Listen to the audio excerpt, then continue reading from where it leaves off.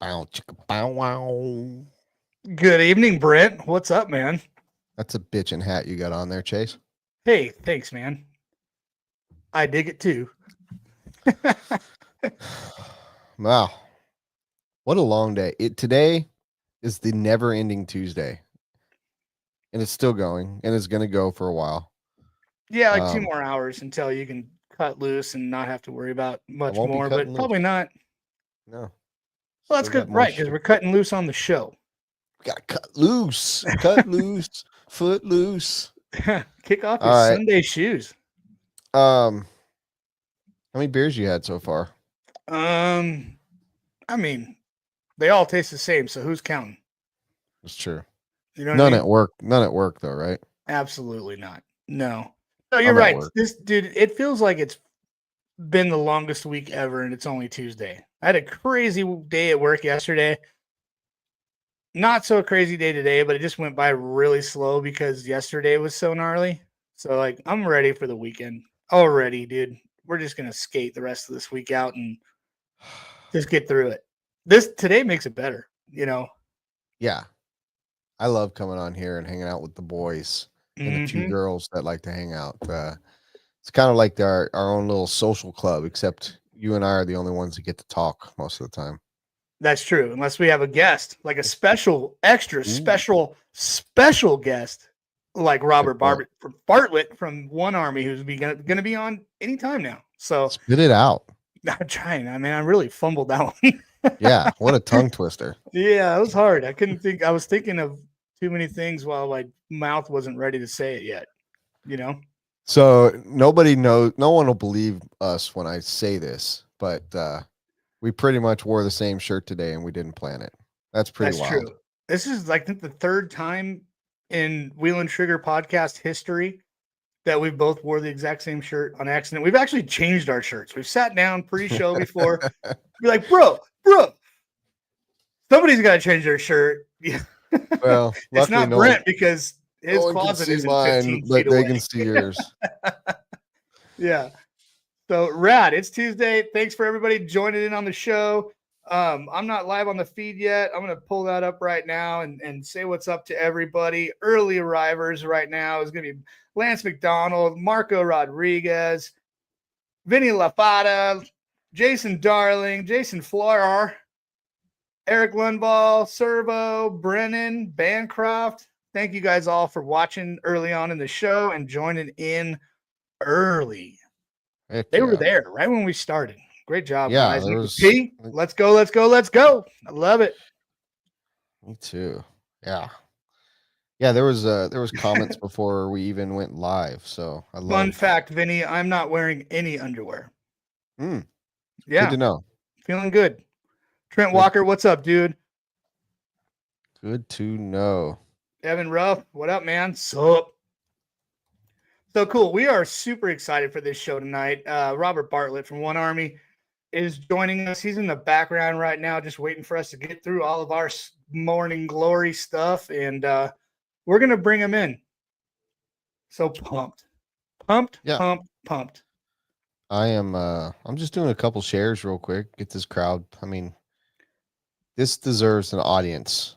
Having a man like Robert Bartlett with us, that deserves an audience. So if you guys are capable of sharing, go ahead and do so. Right now is a great time. Let's go ahead and drop that intro. Oh, you caught me off guard, bro. Shit. I was sharing. All right, now we can do it. You ready? Yes. Do it again. Let's do it again. Do it again. Drop it. The following podcast is a group of people who will be talking shit, drinking, using cuss words and living their best lives.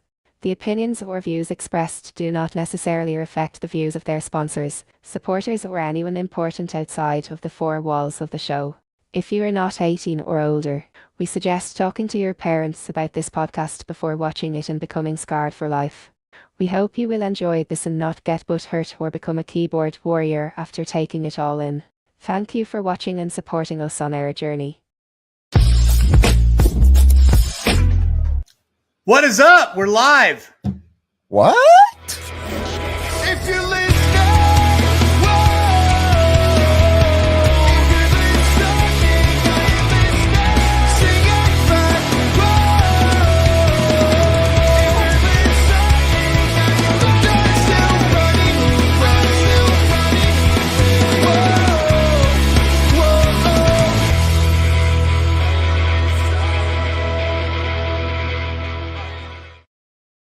All right. Boom. Oh, man. Boom. There he is. Robert. Hey, guys. What's happening, man? Good evening. Good evening to both of you. All right. So how's the weather over there? First question before you answer, Chase, because this is way more important than the weather. Mine was the first question. Go ahead. Well, I'm superseding your first question. All right. I'm starting with a different first question. Okay. He's starting with the second question. What room are you in at the Bartlett compound right now? I am in my office. Wow. Badass. That's a pretty cool office, man. Yeah, I'm trying to look at everything back there through this small screen, and it looks like it's probably filled with a bunch of rad stuff.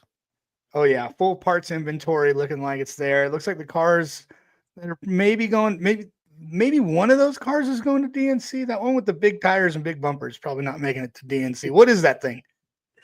That's a old Hobao car short course truck that we did for Jeremy Courts way back in the day with our molded carbon chassis. Oh, sick, man. That's sick. That's cool.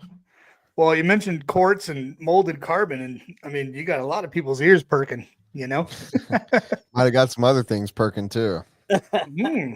Huh. Yeah, definitely. One of the things we did back in the day, we pretty much started with a fully molded low C8 chassis was kind of our venture into 8-scale racing way back. Very cool, man. This guy. Nice. With wow. Replaceable skid plates, droop screw tabs. Nice. Very cool. So a lot of flex in that chassis. Well, actually, we could we had different laminate schedules. So if you wanted a soft chassis, you could have a soft one. If you wanted a stiff one, you could have a stiff one. Or very cool. Very awesome. And now you can ask your question, Chase. Something like that graduated to, I mean, we're going to skip ahead. Did that same philosophy kind of translate into your adaptive chassis that you made with the options of lengths and flexibility, stuff like that? A little bit. Definitely had something to do with it, but not as much as what we did before with the replaceable skid plates and everything that were molded in. So it wasn't like adding a skid plate to the car. It was actually still flush with the bottom of the car. There's a recess. This would be a better one with the aluminum inserts. Oh, wow. Still flush with the bottom of the car. That's so cool. And you just have those laying there. Are those always there, or did you bring them out for the show? Most of them are always there up on the shelf back there. Very cool, man. Cool stuff. Okay, well, man, we kind of dove into some serious things before we even kind of got warmed up to each other. You know, I think we just kind of went straight past the foreplay and went into the goods. But should we go back? Should we go back to the foreplay, the weather, and everything? Let's go back to the meat. Let's meet each other, Robert. Okay. Hey, Robert, how's it going, man? Good. How about you guys? I'm doing great. Thanks for joining the show. You know, we haven't even announced our sponsors yet. You just jumped right into the show. You were so impatient to join this exclusive podcast that we have running. That was all me. That was all you know. So I was trying to do that seamless transition. It was good. There was zero seam, zero filter. Like I don't even know what they call it from editing videos, in between clips. But anyways, we got to thank our sponsors. Just 1 second. 1UP Racing is our title sponsor. Thank you to 1UP Racing for being our title sponsor. We appreciate it very much. Our other sponsors include Techno RC, who just dropped a bunch of awesome products today. I think they had 22 new SKUs to the roster. So lots of cool new parts that you can use to, fine tune and fiddle diddle with your machine there. So very cool stuff. Pro Motion Tires, they just came out with a new carpet tire, or not carpet tire, but a new compound, which is exciting when tire companies are always working with different grips and things like that, which are awesome. Nitro Pro, your go-to people for servos, batteries, fuel, things like that. Thank you very much for joining in on the podcast as a sponsor. last but not least, we got J&T Bearing Co. celebrating their 10-year anniversary. They just came out with a new line of hoodie and shirt, which is super cool. They're definitely rad. I'm probably going to pick one up. Wolfden RC making some killer apparel. TZO Tires making absolutely epic tires, as everybody knows. Racecraft, Beach RC, RC Sign Up, and RC Box Club. Thank you guys very much. Yeah. I wish we could have gotten that out of the way before we brought you on, Robert, but we got a jumpy little host over here. He's a little jumpy. Sorry. No problem. Okay, Robert, let's dive into the history with you, man. I know where you're at now, but where'd you come from? Where'd you originate? Where was the Bartlett come? Where is he from?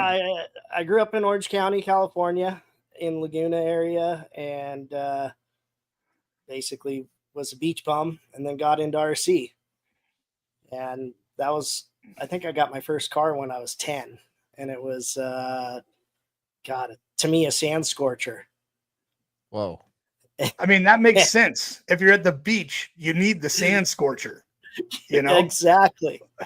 Had paddle tires on it and everything. Oh, for sure. That's rad, man. So what color did you paint it? It was pretty much white, and just had a number 502 on the side because I was pretty much drunk driving the thing. Perfect. Perfect. The Tamiya white, kind of like my grasshopper here, like the factory, just how it came from the factory box, right? Yep. Okay. Perfect, dude. So Laguna, beach bum. You surf from your shortboard or longboarder? Longboard. Short Perfect. and long. I learned how to, on a longboard, and then went to shortboard, and then got into skimboarding.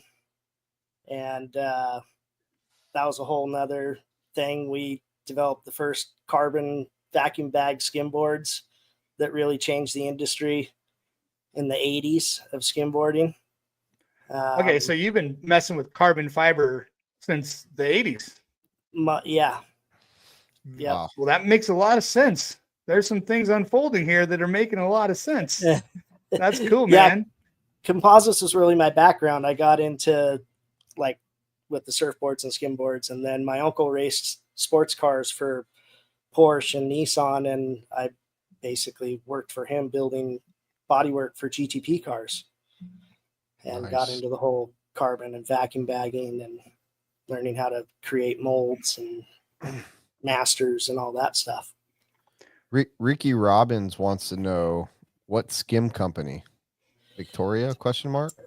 I skimmed for Victoria all the way up until we introduced the first carbon board, and then I was no longer allowed to skim on a Victoria board. Tex and I are really good friends to this day, but we pretty much changed the industry, and he wasn't very happy about it. Ouch. Sorry, man. So how did the carbon skimboard work compared to the fiberglass one? Well, they were fiberglass, stiffer, right? Or were they wood, right? Well, they originally were wood, and then they went to foam and fiberglass, like a surfboard without a stringer. And then you would basically control the rocker of the board with weights as it cured. And then my cousin developed what we called was the table, which everybody uses now. And it was basically a perfectly flat table with masonite and polycarbonate on it, and then we could wedge from either end to control the nose rocker and the tail rocker. And then we would vacuum bag. There's not a lot of rocker in those boards, man. There's more than you would think. Because they look like they're flat as a table. I mean, a little more rocker would help some guys, like me, that have tried skimboarding, and you throw it down and the nose just digs into the sand, and then you get the worst shinner ever and do a front flip. Right. A little more rocker would be totally fine, Yeah. And if you guys don't know what rocker is, that's like the elevation of the nose and tail that makes it kind of look like a half pipe a little bit, to help a little forward and back lean there. So But anywho, that's rad. So what was your local break down there in Laguna? Blue Lagoon, Treasure Island were the two best spots for skimming there. And then obviously 9th Street, which everybody knows is 1,000 Steps, and 10th Street is the Wedge. Right. The Wedge in Newport, we used to go skim there all the time too. Yeah, anything with the gnarliest shore break possible, right? Yeah, anything that wants to hurt you. That's the best skimming area. Yeah. Yeah, where it breaks like 6 foot, 8 foot, just on the sand. Absolutely. Yeah. Not in the ocean, on the sand. Yeah. Nice. The most perfect days are in the winter when you have a lot of slope because the sand gets washed away. So you have a lot of slope, and it's almost like a half pipe where you drop the board, you go and do your maneuver, and it spits you right back up the beach. And you just grab your board and turn around and ready for the next one. Yeah, y'all are just hitting a quarter pipe that's alive, you know? Yes. That's very, very cool. Yeah. Very cool, man. Okay, so you did that. Did you make your family in Laguna? Nope. Made my family in San Diego area, met my wife in La Costa, and started our family there. And then we moved here to Montana 13 years ago. Nice. So the boys a little bit have of a little SoCal in them, just a pinch. Just a little bit of a climate change, a little bit of a culture shock. Definitely for the wife and kids. For me, I grew up surfing in the morning and skiing at night up in Big Bear, Arrowhead, stuff like that, and Mammoth and Vail. And I was a big skier as a kid as well. I was into all sports basically. And it was just time. We had it with California, and we drove around for a couple of years, and this is where we landed. Nice. What part of Montana are you guys in? We're in Kalispell. We're up by Whitefish, just outside of Glacier National Park in the northwest of the state. It's beautiful up there. It is. It is. Okay. So you landed in Montana. And did you build that compound that you got there, or did you purchase it? We bought it. It. It had like 85% of what we needed. And because I already had a machine and fab shop in California that I had to move here, and I wanted it to be at home because I didn't want to commute anymore. I think I got a 45-second commute now. Right, by foot. Yes. Yeah, by foot. We were talking about that a couple of days ago, which is so awesome. You know, I could tell you that I've already commuted. It's Tuesday, and I drove in traffic for about 6 hours on Monday, and I think I was in my truck for about 4 hours today to work. California's rad. Just driving. It's so gnarly. It's so gnarly. Like, golly. What I would give to just walk 45 seconds to my office, I wouldn't. I mean, I could lose any of these fingers. Like, pick one, you know? It's that simple. Oh, boy. Well, right on. So Montana. And then what I know, we're going to get into 1Army and how that started and everything like that. So what do you actually do out of your shop as far as your business? So we specialize in prototyping and bringing people's ideas to life, basically. And we do some short run production. We do some defense parts. We do some medical parts. We do lots in the firearm industry. Obviously, the part of the country we're in, firearms are huge up here. And just about anything and everything, honestly. I mean, there's really not anything that we can't do. And then what materials are you using? What's your specialties as far as materials? 90% of the stuff we make is aluminum, but we do titanium, we do steel, plastic parts, we even machine wood sometimes. I mean, it just depends on what the customer needs and what they're trying to do. Very cool. Very cool. Is that something that we can shout out on the podcast? Maybe get some prototype stuff coming your way? Sure. I mean, we're not against looking at anything. All right. Message Robert Bartlett if you want something whittled. out of wood. Well, I'm sure that's your favorite. Speaking of that, you just started making some stuff for J&T, right? Yes. Yeah, we're making skid plates for them, and we make their composite clutch shoes. Very cool. Very cool. That's awesome to because know, like, you guys a lot collabing is special. Yeah, you know, the past and everything. That's really cool. Yeah, very cool. I love seeing the RC cool. community work with the RC community. You know, like most of the industry has to outsource for, you know, and it's most of it's going overseas. For somebody to be able to work with an American company like that and get stuff made, that's to me, that's progress in the right direction. So kudos to J&T for getting those made with you. Kudos to you guys for being able to make them at a price where they can afford to buy them and sell them and make a profit. Yeah, you know, some great. of the margins are tight, but we've done some joint stuff together where it helps both of us out. So, you know, that's what it's about to me, is the industry is only so big, and to have stuff made here was our whole thing. We absolutely refuse to have our stuff made outside of here. I mean, we control everything. We design it, we prototype it, we machine it, we package it. We're in control of it from start to finish. Absolutely. Definitely. And somebody with all those machines and everything you got, it would be absolutely ludicrous for you to want to get it made anywhere else. You can make it all yourself. Yeah, I mean, obviously getting it made overseas, our margins are going to be much better, but you have no control over it. And if something goes wrong, then you got a big batch of parts that are wrong. Ain't gonna work. Yeah. And they work and all that. So, you know, it's a catch-22 situation in that sort of thing. But for us, it's, you know, we think about it, we draw it, we make it, and it's all done here. So awesome. So awesome. So, and the boys have a lot of input into, you know, the parts and stuff like that too. So it's not just me, it's a family effort.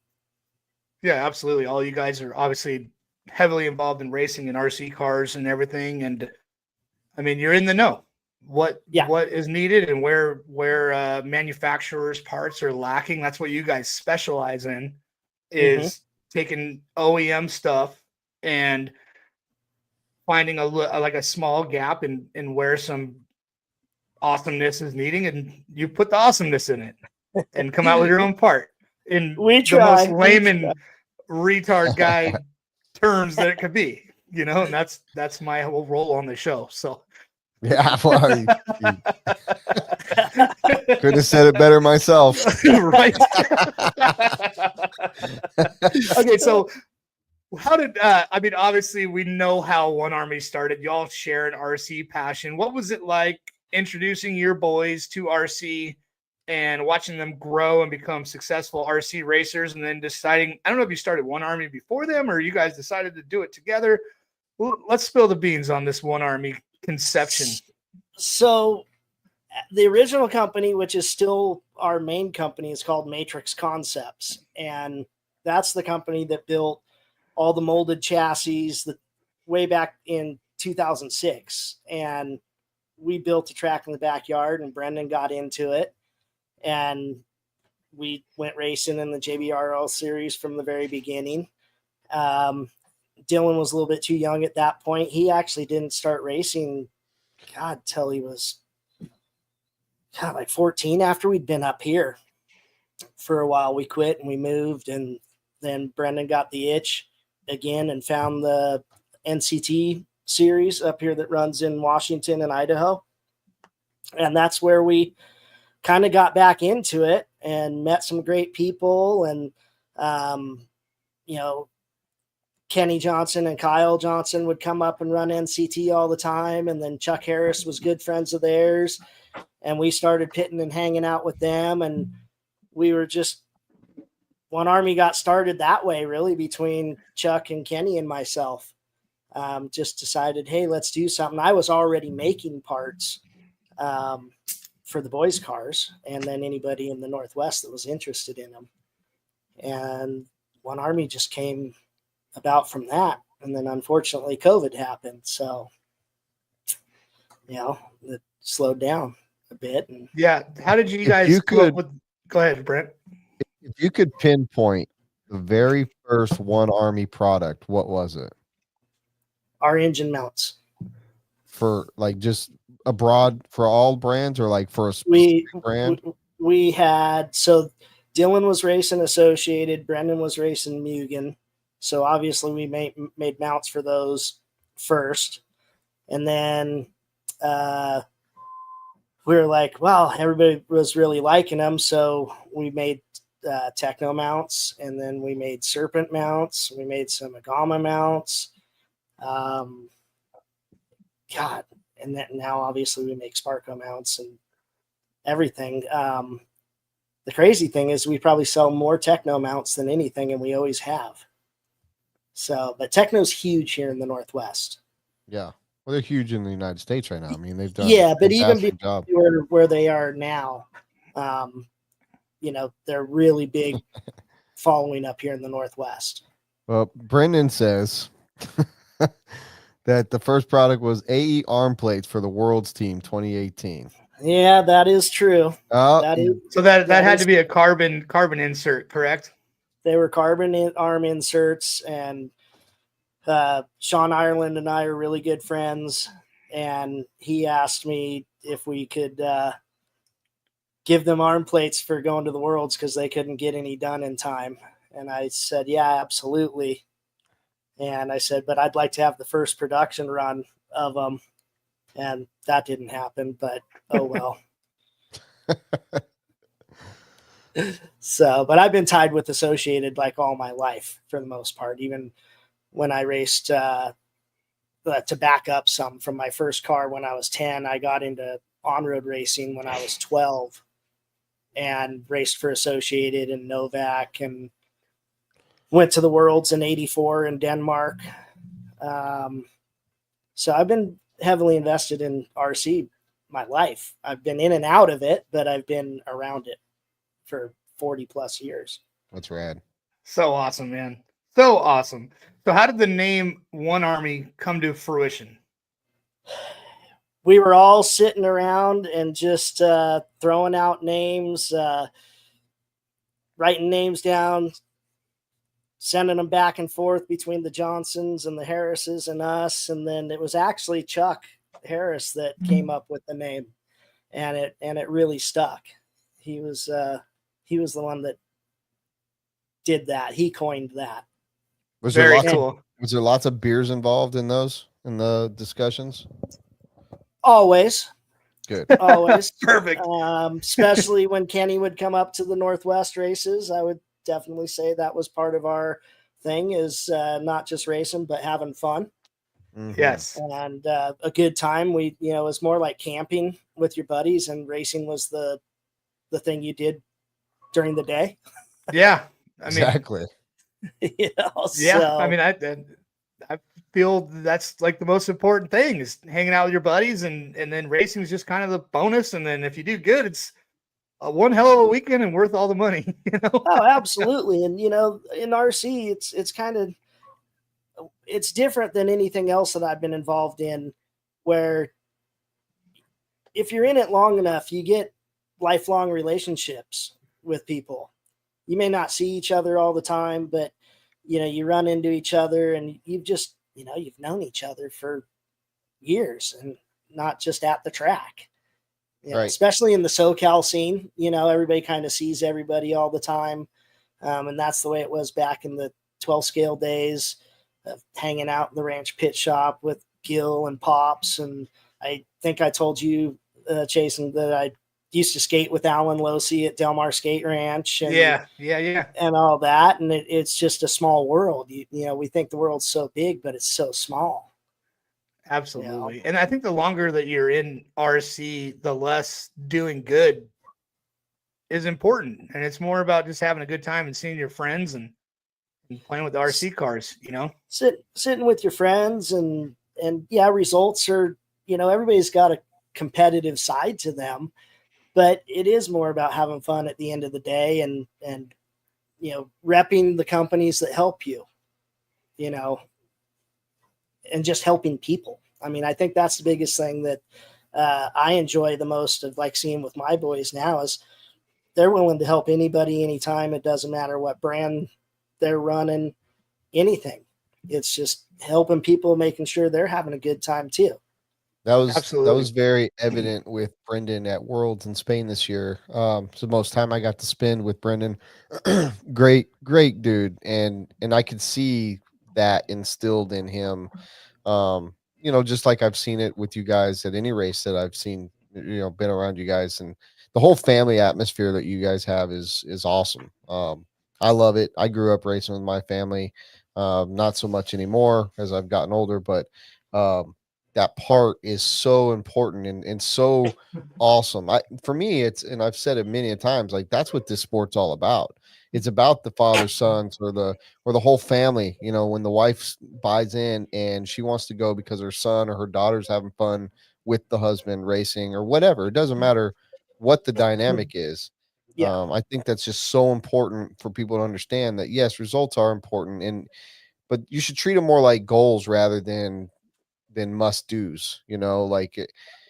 We shouldn't be upset when we don't do well. We should be excited that we got to hang out with our people. We got to do something, fun, and we might not have fulfilled our goal or reached our goal, but 98% of us are just doing this for fun. So absolutely. And it's one of those things I always tell the boys. I'm like, you're going to have off weekends, you're going to have bad weekends, but let's make it as, you guys work your hardest, that you don't have a mechanical.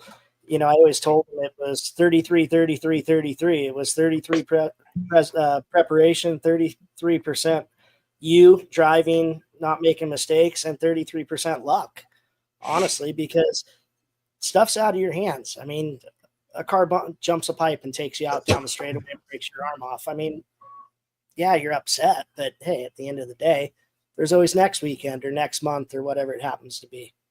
Exactly. That's sure. Right. So good point, Barry Rogue. Good point. Yeah, and making sure everybody else has a good time around you is just as important too.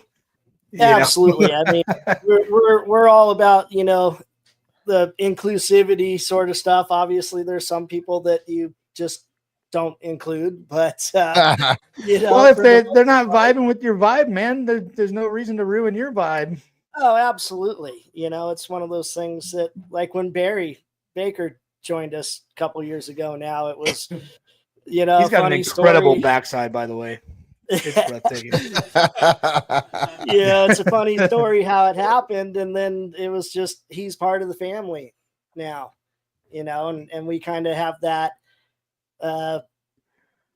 kind of our motto. It's almost like once you're in, you're in, and it is kind of family atmosphere, and we roust each other and we give each other shit, and we have a good time. Once you're in, absolutely, you're in. Yeah, it's the 1 Army. Just remember that, people. When you're in 1 Army, you're in 1 Army. Hell yeah. Very cool. And the brand is cool. The branding of the brand is cool. The logo is cool. Everything is cool about 1 Army. I'll tell you what. It was, and your pits, your damn pits are the coolest freaking pits there is. Do you guys think you were the first one to introduce AstroTurf, like a floor, to the pits? Because that just is the cherry on top of what I saw at DNC. I don't know if it was last year or the year before. You guys came out with your gorgeous pits. The graphics are dope as shit. Like you guys' graphics, the camo and all that cool stuff. And then the AstroTurf. I was just like, nothing can beat this. This is the best shit I've ever seen in my life. This is so dope. And the lights, trailer, fuck.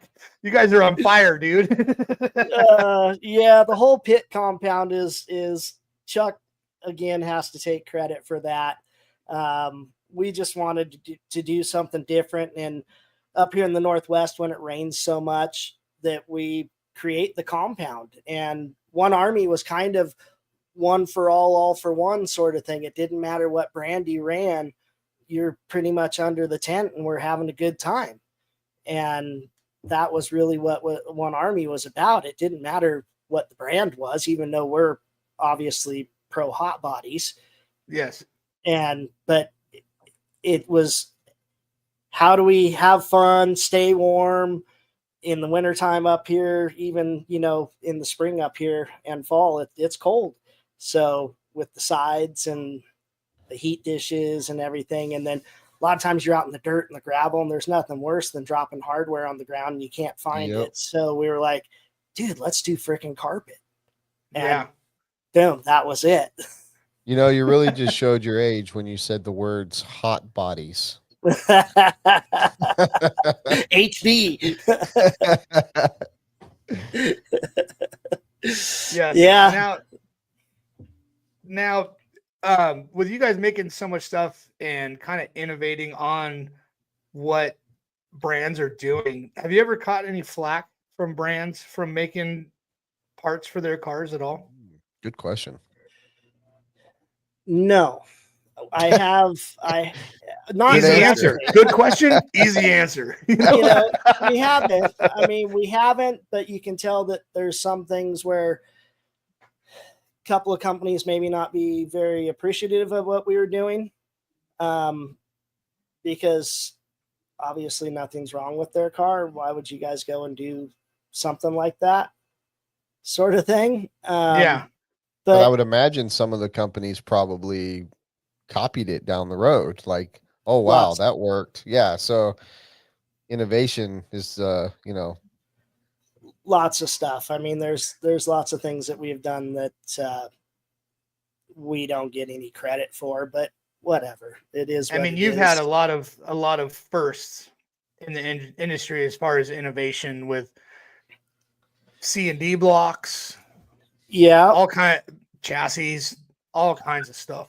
I mean, back in the day in 2006, we were so into carbon that we had carbon towers, we had carbon brake rotors, carbon Ackerman plates, carbon dirt guards. We were the first ones to make aluminum out drives. God, what else did we make? I mean, we made so much different stuff. And then on top of making our own fuel, which is kind of unheard of for most people, but that's something that we still do to this day, is make our own fuel. That's gnarly. So you like Breaking Bad outfit, mixing stuff and making your own fuel out there in Montana? Yeah, pretty much. Right, dude, here in the shop. Gnarly, dude. I don't know if anybody. I mean, this is the first I heard that you're making your own fuel. That's crazy. How did you learn, out of all the talents you have, learn how to make your own fuel? I'm sorry for bringing this guy on. I could have swore he knew a little bit more about 1Army. I apologize for not educating him before we came in to talk with you. It's all good. It's all good. It's actually one of my best friends came up with the idea back in the early 2000s. And in the late 90s, I was racing go-karts. I was racing shifter karts and road racing super karts. And we had a in-house chassis dyno. We were doing our own engine work. We were messing around with fuels and oils and everything. And the only guy that I would ever trust to work on my kart was, and he actually followed me, came with me to Montana, and he hasn't left either. So, but he came up with it one day. He's like, dude, we were racing RC, and he's like, why don't we just make our own fuel? And I'm like, what do we need? And he goes, you need these three things. You need nitro, methanol, and an oil package. And I'm like, okay, so what do I got to get? And he's like, we have everything. We just got to get the components. And so with our ties in racing, I was like, oh, okay, well, we'll get some nitro and we'll get some methanol. And the oil company that we were racing, using their oil package in go-karting, they had an oil that would mix with methanol and alcohol, or basically nitro and methanol. And it's a Caster synthetic blend, and it's the same. We use the same oil we do today as we did back in 2006. Nice. Hey, So, full disclaimer awesome, for everyone man. listening: we don't condone going and mixing chemicals in your garage and No. trying to make some form of a nitro fuel. It's obviously very calculated, and they've been doing it a long time. So yes, there is a science behind it, and you have to have the right stuff to do it correctly. absolutely. So I would agree. Don't go do it yourself. God have mercy. Can you imagine the amount of people like, I heard it on Wheel and Trigger. I'm going to make my own fuel. Yeah. Holy Oh shit. gosh. Fires everywhere, dude. Fires Forget the California everywhere. fires. We're going to have houses blowing up all over the country. Even maybe Australia. We got people listening in Australia. Even the fabulous one is now listening. Well, Oh, nice. Chase is part of the world. They just think it was another meth lab going up. Yeah, exactly. Like, what are you? Nothing illegal going on here. Just this guy trying to fucking make RC fuel. Like, what? They just laugh me out. They would just laugh at me. Yeah. Oh, that's great. That's cool, man. That is so freaking cool. How many different avenues? Like, I would have never expected you were making your own fuel at the compound ever. That's so sick, dude. Yeah, it's amazing. When Barry was still running, he was running it. Walker runs it. Ryan Reese runs it. That's about it, because we don't like to ship it because it's a pain in the butt. So when we come down for DNC, we deliver fuel, and they have fuel for a while, and then we usually bring them more to Silver State, and they take it home with them. So, and it's just, a thing that we supply a bunch of guys up here in the Northwest. When we go to races, they're like, hey, bring us a couple of cases, and they buy enough to get them through. And, it's, we're certainly not making money on fuel, but I know what we're putting in our cars, and I don't care. If we really make anything off of it, as long as we have good fuel. Sure. Rad. So, hell yeah. Evan Roth says 10 plus gallons gone through here. Best shit ever from Evan Roth.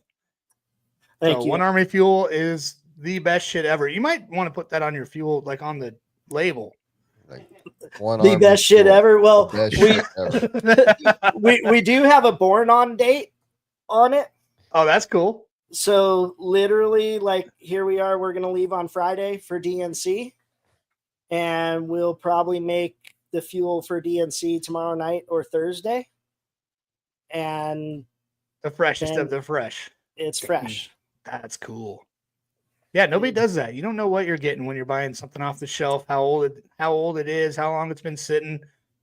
It sat out on a loading dock in 115 degrees for freaking a week straight, and the plastic bottles leaching into it. I mean, there's so many factors that go along. I'm gonna have to, when I see it DNC, I'm gonna try a taste. I'm gonna taste it, compare it to the other fuels. Just sniff it, and you'll burn. You'll when burn your inner. Well, just smell it when the car is running, and you're gonna smell cherries. Mm-hmm. It's cherry goodness. Dang, Chase. He said, I'm out of here. He's like, I'm going to go find some right now. Yeah, a good fresh fuel is very, very potent. For those who don't know, when you get fresh fuel, it'll burn your nostrils real quick. Yeah, and you'll notice how much better your car runs, and how much cooler it runs, and lots of things. Absolutely. Fresh fuel. So. Yeah. So how long does it take you to get from Montana to DNC? To DNC. It's 20 hours. It's roughly 1,400 miles. That's a nice trip. It is. It is a trek.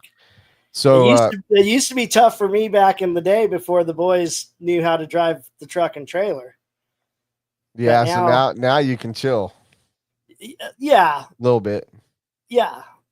Yeah. So we never got to answer because I interrupted Chase, but what is the weather like in Montana right now? It's been great the last few days. It's like in the mid 40s, and all the snow's melting. So I'm looking forward to the drive. That we're not gonna go through the passes with snow and ice, hopefully.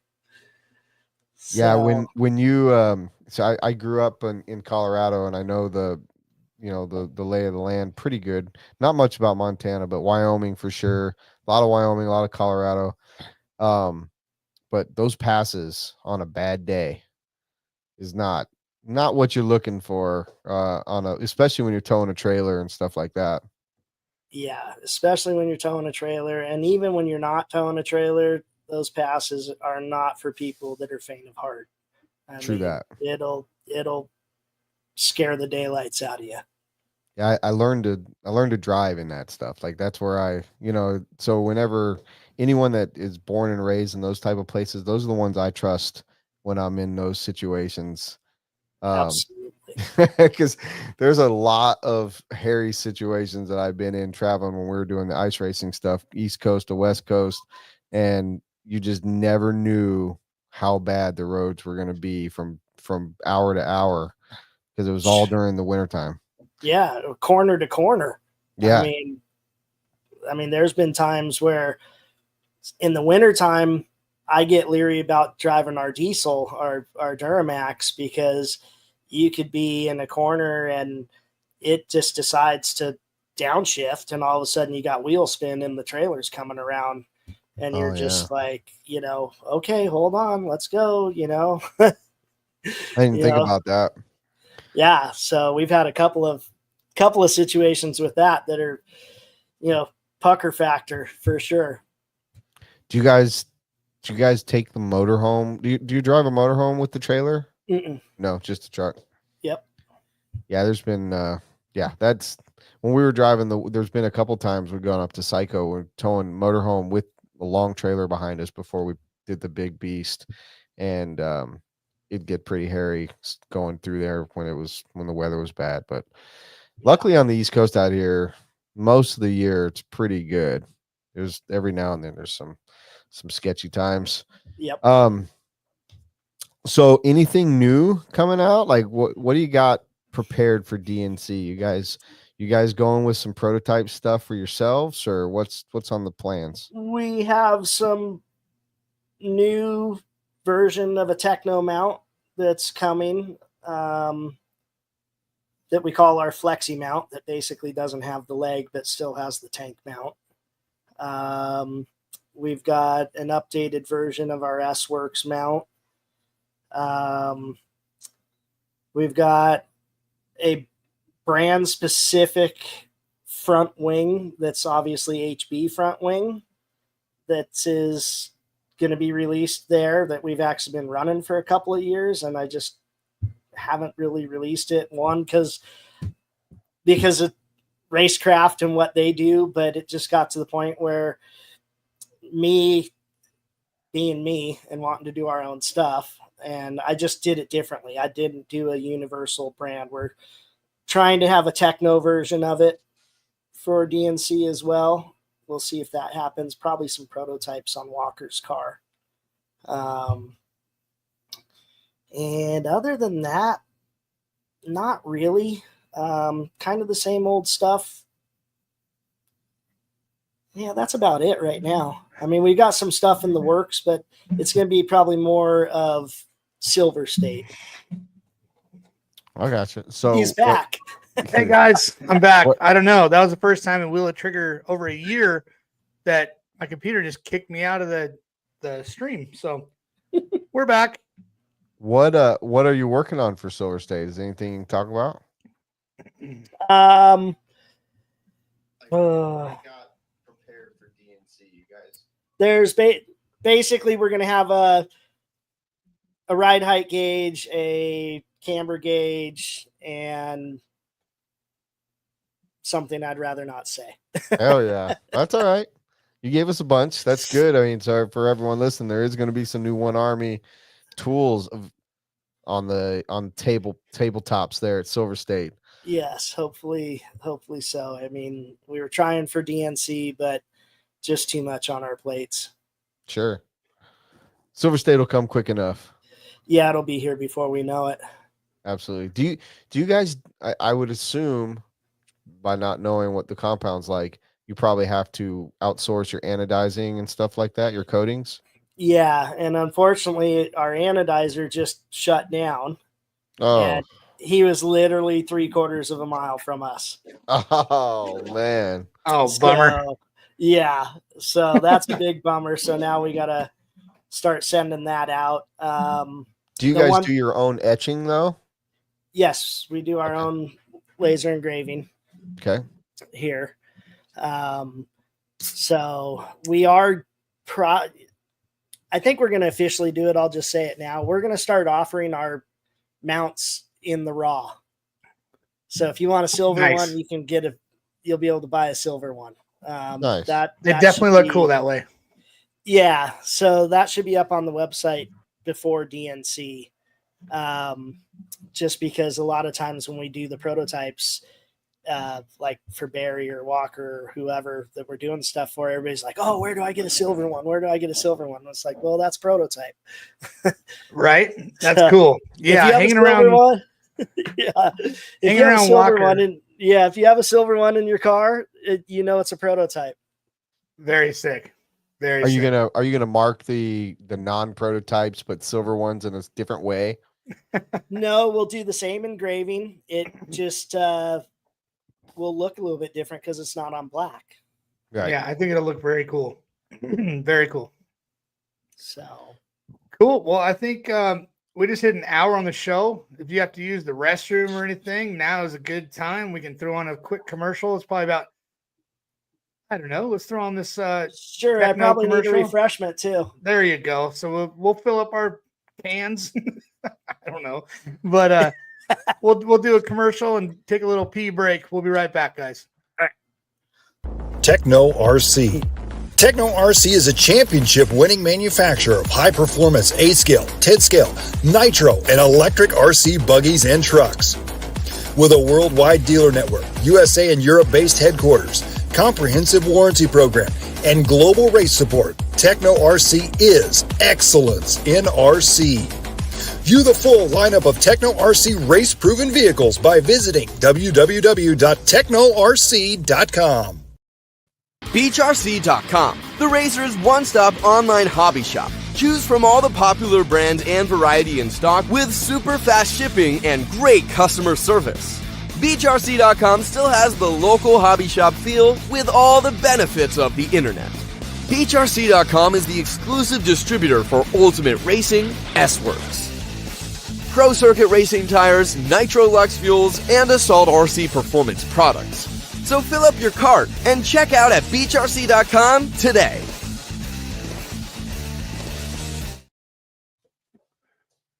Rad. Well, fortunately for me, when my feed cut out, I went to the bathroom. I wasn't rushing back. And I have, here they come. Hey, welcome back, guys. Cheers, boys. Perfect timing. Perfect timing. The commercial just ended. You guys made it back right on elbow on the table. Fuck.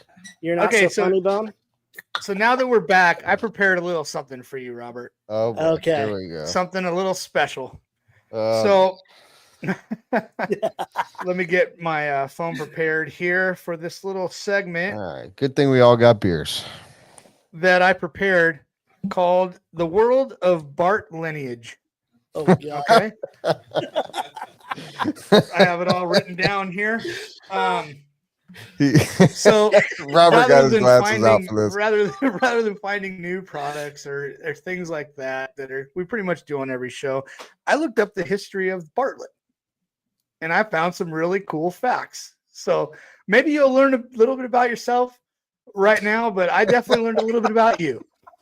Okay. All right. Here you go, Robert. Here's your life right here. So here's your life story. I mean, we're going to start it off soft. I just wanted you to know that there's 14 letters in your name front to back. I don't know if you counted last time, but Robert Bartlett is 14 letters. Just to ease in, okay? We're just easing in amazing. Here. All right. So if you didn't know, the Bartlett actually came from a pear. The name Bartlett is from a pear that is large, yellow, and juicy. I mean, kind of holds water, right? It is the main pear produced in the United States still to this day. The word Bartlett pear comes from Enoch Bartlett, who was a merchant and horticulturalist that died in 1860. So that's where the Bartlett pear come from. Very popular pear. Very good fact. Let me go to my photos here. There was a famous scientist, psychotherapist, and something else. He was something else, but he was a Bartlett. Okay, and he was studying the human brain. All right, and this is very, very long time ago. So Bartlett, he studied the human brain, and Bartlett's schema theory states that people use mental frameworks or schemas to organize and interpret information. These schemas are based on experience and knowledge. In his studies, Bartlett found that people change stories to fit their existing knowledge. For example, in one study, he had participants recall a Native American legend called the War of Ghosts and found that participants distorted the story to fit their cultural stereotypes.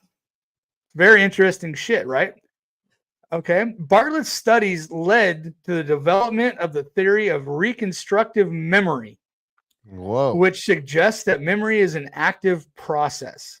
When people retrieve information, they change it to fit their own existing schemas. Bartlett's work was published in 1932, this Bartlett, and the book is called A Study in Experimental and Social Psychology. A very cool Bartlett back there in 1932. All right. The first Bartlett I could find in America. All right. Do you know when the first Bartlett arrived in America? No, I don't recall. Okay, well, I'm going to tell you. They didn't tell him the first name, but the very first Bartlett settled in Newbury, Massachusetts. I'm pretty sure that's what MA stands for. I don't know if there's another one. Massachusetts in 1632. That was the very first Bartlett I could find that arrived here in America. That's like Viking era. Okay. Wow. Do you know how many Bartletts are in America? No. No clue, right? Either did I until I Googled it. So in 2000, there was 42,512 Bartletts in America. Did you even think there was that many? That's a crazy amount, right? There's 42,000 people with the last name Bartlett in America, spelled just like how you spell it. It's crazy. And what's even wilder, in 2010, y'all created even more freaking Bartletts, okay? You have 53,648 Bartletts in 2010. Who knows how many you have now? It's bananas. That's a lot, dude. That is a lot. Holy shit. Yeah. Y'all did some procreating, and that's all I got in the wonderful world. Oh, hold on 1 second. You're telling me you just went through that whole list of shit, and we don't even know if he's Scottish, Irish, German, Russian, Chinese. I'm a mutt. Well, there was multiple lineages that came from it, but you just told us the whole life story of the Bart lineage, and you didn't even tell us where they came from. Well, I could look it up, but don't worry about it. Don't worry about it. Anywho, there are some very famous Bartletts. There's a lot of Bartletts, and it seems like they're all doing great things. So, pairs are important. Lineage. Yes. Well, there's going to be another one in our family next month. Yeah. April. Congratulations. You're going to be a grandpa? Nice. Yep, I'll be a grandpa again. Hell yeah. Congratulations. So I'll drink to that. Yep. Let's drink to that. Yummy. All right. So who's going to win DNC, Robert, in Pro Nitro Buggy? Mind you, there's a lot of Europeans coming this year. I mean, pretty much dominated last year. If it's anything like last year, I mean, you can't count Elliot out if he's coming. You can never count Mayfield out. I don't know. There may be some dark horses in there too. Dakota on a X-ray. You got Knaus coming over. The Brock Killich. Oh, the Killiches are coming? Yeah. I know Barack's coming. I would assume they're both coming if Barack's coming. I mean, it's going to be a stacked field. I haven't even seen who all's coming, so it's kind of hard. You just never know. I mean, DNC is so weird. It can get so blown out that guys just have a hard time getting around and try and race the bumps instead of race the track and get around them like Elliott did last year. I mean, Elliott was phenomenal last year. Yeah. So I don't know. I mean, I know you can never count Mayfield out. Dakota being on an X-ray, I think he's, definitely got his package, that needs to, he probably still has some stuff to work out still, but I'd like to see Mason Fuller up there. I think his time Definitely. of getting, he's always there. He's always there. It's about time that it breaks in his favor. I agree with that. The 30%, 33% goes his way for sure. Yeah. It's I don't know. It's just one of the most, to me, it's one of the most brutal races there is. It's true off-road racing, and that's what I like about going to DNC and Silver State is I don't care for prepped high grip tracks. Oh, dude, I got to get you out to the Pro-Am or the Fall Brawl, man, to where we put this race on. If you like that kind of stuff, you need to, it's a long trip. It's a little more than 20 hours probably for you, but we got to get you out here to the East Coast. We race in this arena where the dirt is so unique. It gets heavy. It creates berms and it just ruts out, but it's got traction. We rebuild it every night. Just a really, really cool facility. But like you said, true off-road racing. It's very Supercross-esque when it's the dirt, the way we have to keep it up. But I agree with you. I think the track, DNC is a wild card. So is Silver State. But like you said, you can't count out certain, the certain guys. Mayfield's always going to be there at the end. A couple of these European guys have really started figuring out. But I also, for a lot of reasons, but for the reason that I think he deserves a really good marquee victory, I would love to see Mason get one, something like that. Dakota's never won DNC with the buggy, I don't believe. I'd love to see it as a fan of Dakota. Mm-hmm. I know Camden Lime, who he's like my little buddy. He's got the speed. I don't know if he's got the consistency. But then you're gonna have Boots and Battier, Barufalo, Canas. He did it at Silver State, Pillages. man. I mean, that's not much different than DNC. Yeah. So it's other than the elements. The elements are what DNC is the craziest part. Right. Yeah. It's brutal on your body. Yeah. It's brutal. It is. I mean, especially if it's nice during the day and then it gets cold at night and you're kind of chasing that side of things on the setup wise. You never know if we're going to get the rain and it's going to be, is the track going to hold up? You just never know. There's so many factors involved with Paris. If it dries out and gets blue groove and sandpaper, that's a whole nother thing too, is like tire wise, it'll eat tires like the Worlds did. Yeah. I mean, I've only seen it a couple times. I live really close to the dirt, so I've only seen it a couple times like that, but it's always fun because you're like, holy shit, this is awesome. It's so much different than it normally is. You're like, there's grip. Wait, where do our tires go? Yeah. Yeah. So, I mean, the track is, hopefully, weather. Joey posted something today that the weather is going to be awesome the whole time. So it should make for good racing. I'm just glad that he moved it to March, because if we were there, last week, it would have been bad. Yeah. It would have been another rain out. Yep, definitely. So, but I don't know. I'm just a fan of it. I just want to see good racing and everybody have a good time. And there's nothing better than watching, the pro guys just rip it up. Yeah, 10 or 11 o'clock on Sunday. Everybody's got to work the next day. Let's go, baby. Come on. We got to back up and 20-hour drive. Yeah.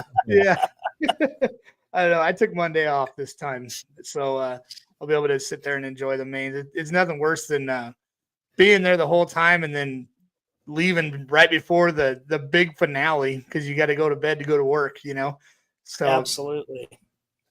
Yeah, I'm stoked. Gonna get to see the whole thing and experience the whole thing. Pumped. It's gonna be good.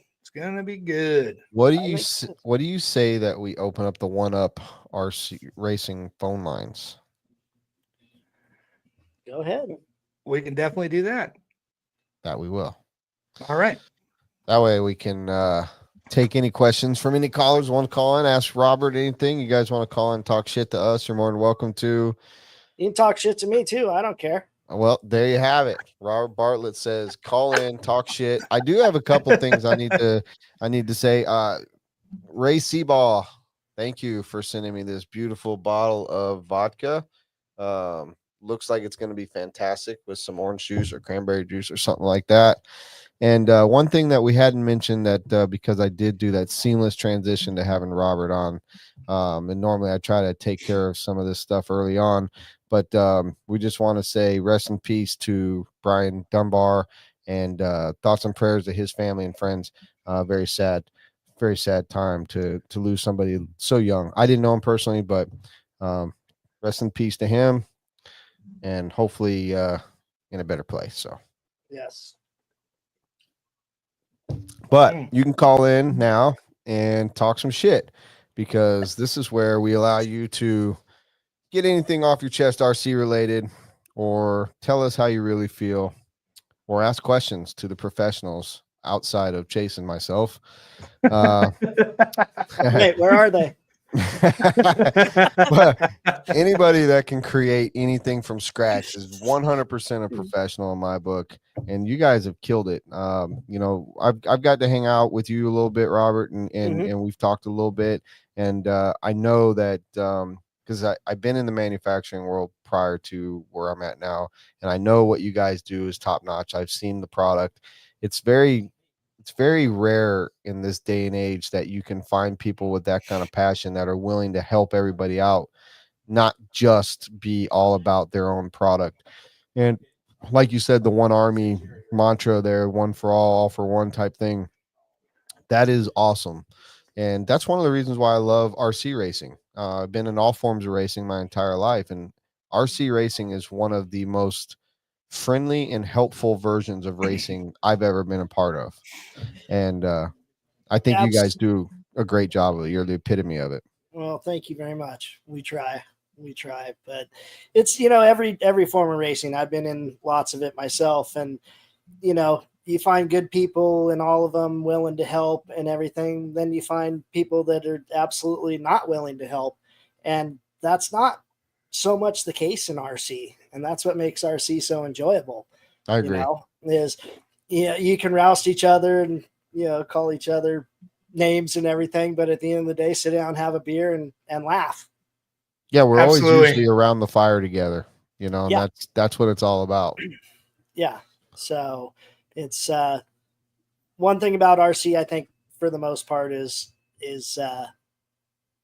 once you're off the stand, it's a different world. You're no longer, you may still be upset, but you're not like aggro or, once you get done term marshaling, usually everything you were feeling, if it was negative, is usually pretty pushed to the side. Maybe that's why term marshaling is after the racing. It's always been there so you can just calm down. Right? All right, looks like we've you got to stare at the guy that took you out for 30 minutes after your main, and you guys look at each other and it's like, all right, let's have a beer, All right, Robert, what do we got? You all right? Oh, hold on. Someone hung up, but now we have another caller. So I could just take them straight if you want. We want to take them straight in? That'd be wild. All right, let's try it. All right, let's try it. No screening at all. No screening. This could be not what we signed up for. Hi, caller. You're live on Wheel and Trigger. Who's this? Hey, this is Ehrlich. What's up, Hello? Eric? Eric. Hey, how you doing? Good. Doing How are good. you, buddy? I'm okay. I'm going to do big and kick ass at the MCD in Spokane Valley. Yes, sir. Absolutely. Oh, how you been? How you been, Robert? Good? Good, thank you. Yeah, How I'm you- working I'm doing okay. Yeah? Is your health holding in there? What? Is your health holding up? Yeah. Good. Though I guess, I'm so happy I can't wait to see you guys at the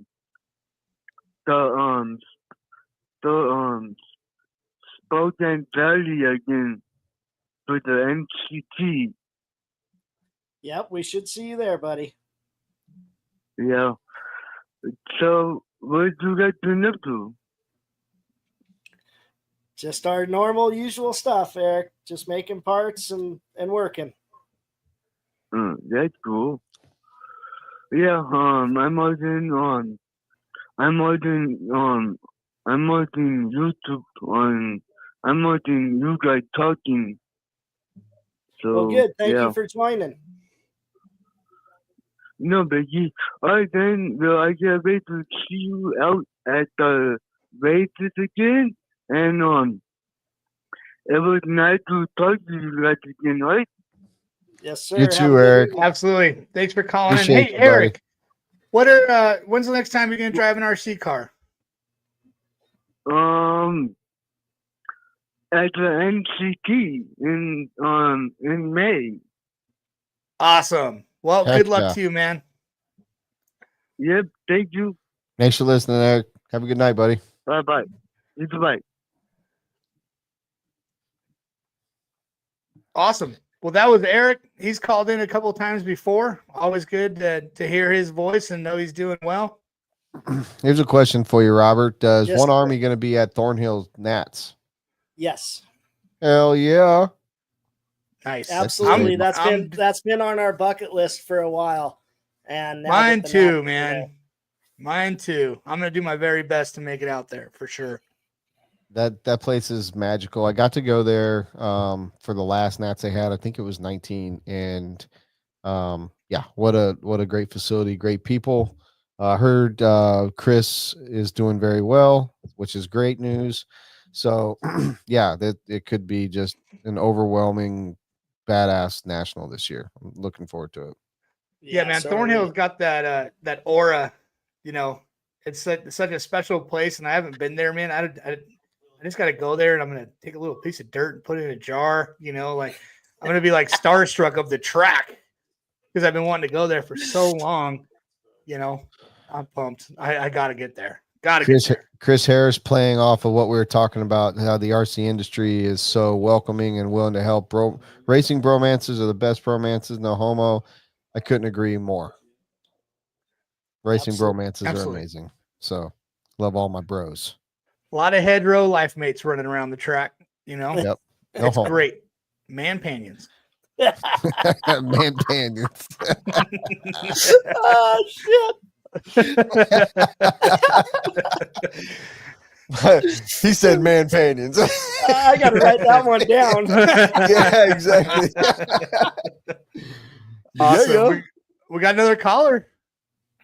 Bring him in. All right. Bring him in before they hang up. On the Wheel and Trigger Show.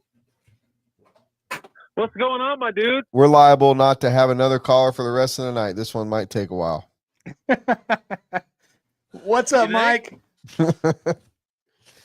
Oh, dude, fuck! I gotta come on and say hi to one of my favorite dudes in RC, dude. The Bartlett family, dude, they're the greatest. Yes, Thank they you. are. You can't say enough good things about them. Well, same They were goes for down you from and day your one. family.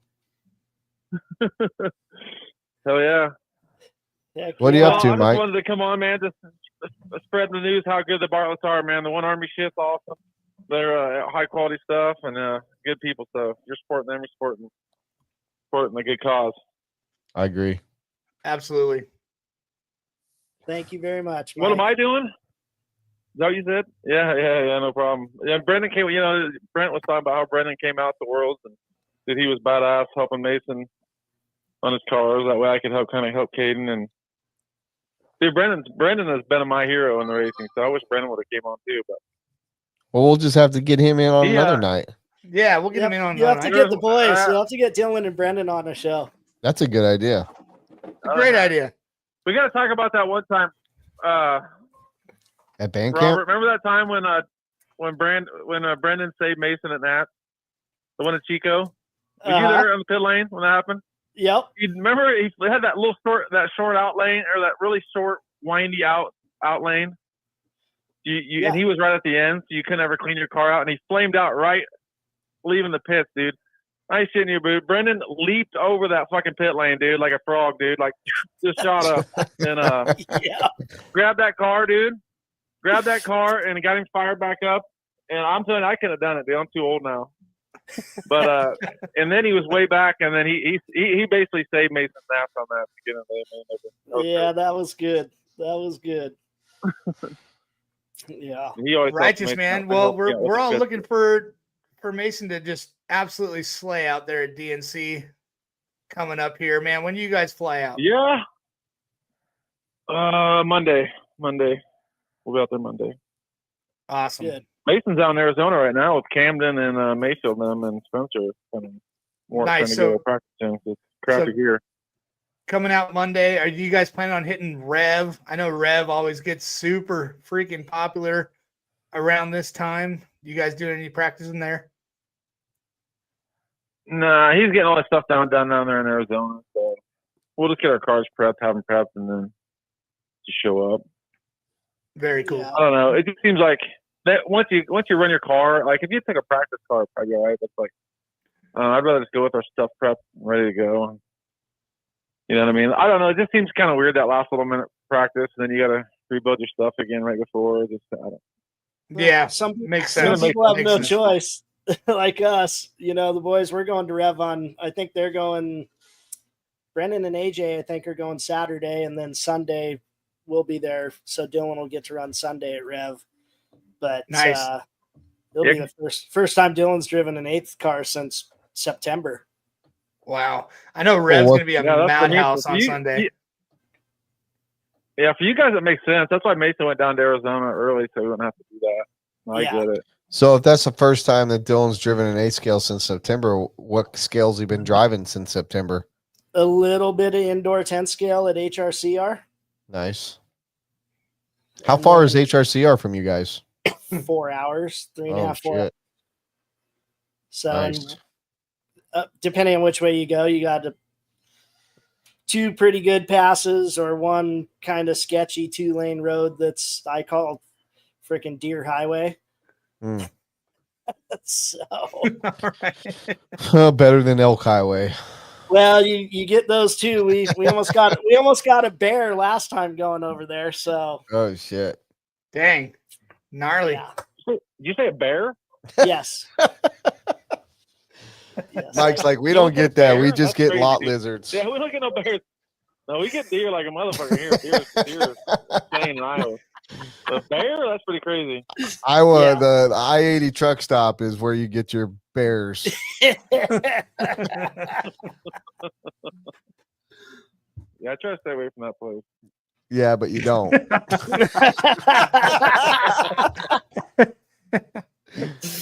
Don't tell my wife. No, I won't tell her. Sarah. Yeah. Well, say hello to Sarah for us anyways. Yeah. Cheers to Sarah. She probably listens. She probably hears you. I'm sure she hears you guys. Bullshit. She got better shit to do. No, she listens to all that stuff too. You'd be surprised. She's into the RC scene. Like, she's kind of like a legit RC mom. She's into the stuff. Nice. That's good. That's good. Yeah, I remember watching her at World. She was so nervous. Like, she could barely even watch anything.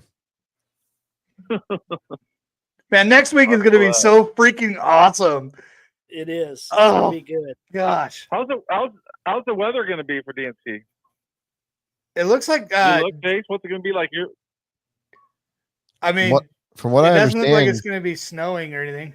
Joey Cantori said it's supposed to be beautiful. That's all I've heard. I haven't. Yeah, it's supposed to be gorgeous. Yeah. I mean, today it was in the 80s. It's going to be nice, dude. It's going to be nice. I think it's going to be one of the nicest DNCs ever. And no climate in the forecast, so it's going to be nice, dude. Bo Jornhorst wants to know what's the passes we keep talking about. But he lives in Ohio, so yeah, he don't know about that. He doesn't know anything about mountains in Ohio. No. Travel a little bit, dude. Get out of that house. Yeah, I mean, I think for us, once you get west of the Rockies, it's crazy stuff. Yeah. Yeah, I mean, for us getting into Idaho, Lookout Pass, I think is 68 or 7,200. And then 4th of July Pass after that is like 5,000, 5,500. And it can get gnarly through there. Yeah. Yeah. So I grew up, like you said, you used to ski Vail. I grew up in Silverthorne. So the Vail Pass, the Loveland Pass, like those, I went both directions on a regular basis. You go through Loveland Pass to get down to Denver, or through the Eisenhower right there, the Continental Divide. It could be snowing, blizzard on one side and sunny and beautiful on the other. Like just if you're in those kind of areas, you just don't know what to expect. It could just be gnarly. Yeah. And up here, the saying in Montana is you don't like the weather, wait 20 minutes. Exactly. I mean, the weather up here is like it's bipolar. Mm-hmm. For sure. Dude, I went to Montana one time, and that place is so beautiful, dude. I tell everybody they got to go to Glacier National Park. I went to that glacier, and then what's that Mountain of the Sun or something road up there? Road to the Sun. That place was amazing, dude. Mountain goats on the hills and stuff like those. You just see so much stuff, and then you go up there. That water's so clear, you can see like 50 foot deep. It's crazy. Yeah, it's like looking in a Sparklets bottle. Nice. Yeah, Sparklets water bottle. That's West Coast. That sounds very much like. I don't know if we have Sparklets anymore, man. I don't think it may be gone. See, I'm showing my age. Yeah, it's gone now, dude. I remember those things for sure. Is that would that be considered the Bartlett's Water Company? Sparklets? No. No. You didn't talk about that in the lineage. Brent, your feed's going out. What's going on? Well, right on, Mike. Damn it. Definitely Mike and Robert, certified man panions. Can't wait to get together next week. You dropped the man panions again, dude. Holy shit. Yeah. We're gonna throw some down some Disaronno. Hey, Robert. Is that a pizza? It sounds like a pizza. Are you gonna try and get back on that horse? Dude, I'm gonna try it. I gotta smell it again. I gotta see if I can smell it. If I can smell it, I'm gonna try it. If I can smell it, I'm gonna try it, he said. Well, that's the inside joke. That's not a good life motto to live by, Mike. No. Mike, don't live by that motto. Bro, it's not always about the smell, Mike. It's not always about the smell. Bro, holy Robert will have to tell you about the Disaronno story. All right. Tell him about that, dude. Oh, God. Robert introduced me to this stuff. Oh boy. It's like a liqueur that freaking Brendan likes drinking. So Mike and Chad Phillips would come over in the pits, and Mike's like, damn, that stuff's good. Can I have some more? And it was just like every 10 minutes he's back. And then it gets to the point in the next day he's like, it smelled like. Well, no. The next day we're like, hey, you want to get back on the horse? And he's like, let me smell it. And he was like literally turned white. About to puke? Like, oh, yeah. Oh, yeah. I smelled enough. Yeah. Dude, that shit was going down like Kool-Aid, dude. I was like, there can't be any alcohol in this. They were like pouring it off in the solo cup straight, dude. I'm drinking this shit, and I'm like, God damn, this is good. So I'm just drinking like you're drinking Kool-Aid, dude. And then, like, I don't know, hour hits me. I'm like, oh, fuck, dude, my world's spinning, dude. But I didn't eat all day. You know, you're at DNC. I hadn't ate all day, dude. It was horrible. On the way home, I was having my head out the window. Sarah had to drive home. She was still pissed. And then Mike's like, Sarah, take me to Del Taco. Yeah, she wouldn't, and she wouldn't do it. She wouldn't do it, dude, because we were like 20 minutes away, and I was like, I have to stop the first one. If I would have ate, I would have been fine. It would have soaked it up. But it's like 20-minute drive, dude. And I'm on the interstate there, on that freaking interstate. I was like, oh my god, dude, this is the worst day of my life, night of my life now. And we get to Del Taco, I make it. And I'm throwing up in the freaking parking in the drive-thru of the Del Taco. I'm like, God damn it, 5 minutes short. Then after that, I was screwed. I've also thrown up in a Del Taco parking lot. I ain't gonna lie about it. You know the feeling. You know the feeling. Yeah, greasy tacos take care of a lot of shit. I'll tell you that right now. Yes, they do. Well, for anybody, if I would have ate, I'd have been fine. I didn't. Dude, there's so many cool taco trucks surrounding the DNC area. I encourage everybody to go try them out. I mean, they have cities of taco trucks, like 20, 30, 40, shut down the street taco trucks around DNC. So if you're going and you run into me or run into any of the local guys, man, we're hitting those all the time. They're so good. Oh, yeah. So good. Well, you got to take us full restaurants. Yeah, you got to take us to the one that has the El Pastor on the spit, like Tacos El Gordo in Vegas. Yeah, and they do the barilla, which is an absolutely delicious meat. I don't know what it comes from, but it's really good. Give me some of that Mexican street corn. Yeah, they got it all. They set it up. I mean, it's so dialed, man. Damn. We piled up one year. We had like 20 people in my van, dude, and we all went to the taco stand, and it was incredible. Incredible. So good. Well, next year for me. You're not coming this year? No, I have a little situation I'm having to deal with here. So, funny story, I actually bought tickets to go to DNC, but I actually left yesterday to go to DNC. So I fucked up and I bought the wrong week ticket. And then the only time, the last race at our current shop is next weekend, which is DNC weekend. So the Palmetto Classic, which is every year here. So I totally missed the dates. Somehow I had the dates in my calendar wrong. Long story short, there was no way I could go anyway. So next year I will be there, and I will be at Silver State next year.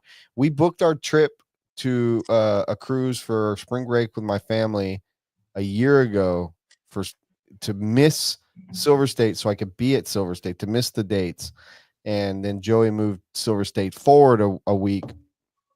Now I'm going to be on a cruise that week. So I'm going to miss both of them this year, but next year I will be at both more than likely. Darn. So yeah, sucky, but I'll be at Nats and PNB, Wicked, all that stuff. Pretty much everything from PNB on, unfortunately.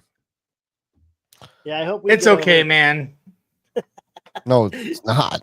Bummed. It's okay. You're going to be all right. We're bummed. I'll be all right. It's always next year. Yep. It'll be around next year. All right. Mike Fuller, are you still here? Mike? Yeah, I'll let you guys talk. I don't want to take up all their time. Hey, Mike. All right. Well, we love having you. Thanks for listening. All right. Good luck next week, man. I'll be watching you guys and your boys. Go out there and kick some S-Works ass. Let's do it. Let's win. Let's get a big win. See you out there, man. We're definitely gonna put the 100% in. I know it. I'll be rooting for you guys. Good luck. Thanks for calling, Mike. Yeah. Peace out, guys. Talk to you soon. Peace out. I need a refreshment. Excuse me. Do it. Right. I got to get one too. Jerry Simmons, the Pro-Am is at Lake Waccamaw, North Carolina. This year it is May 30th through June 1st. Great event. Great off-road. You would love it. Come try it out. There we go. Hey. What are you talking about?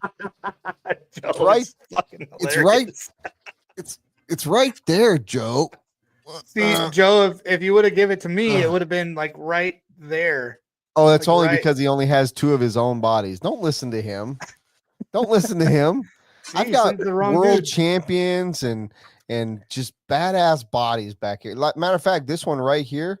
Wait, which that finger right there?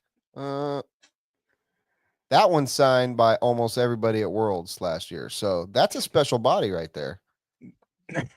Pretty solid comment, though. Your head isn't blocking his whole body. For sure. How about that? Is that better, Joe? You have to adjust everything. But, Joe, lucky for you, this is the last show that he's going to have in this studio. Yeah. So maybe he'll give you the respect that you deserve and make your body more visible in the new one. The new studio is huge, like huge. It's going to be huge. That's awesome. No matter how big it is, it's only going to look like a little 2x4 inch square on the TV.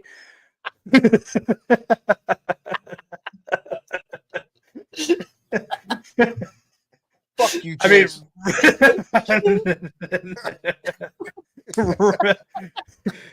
Robert's got some depth.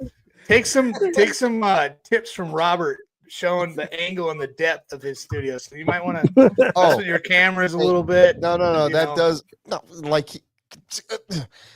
does bring me to I do that when you start when you said we got to get the boys on there, I agree with you, and we should. But the boys can't come on if they're in the same room. They got to go on. I want to see them in another part of the 1Army factory.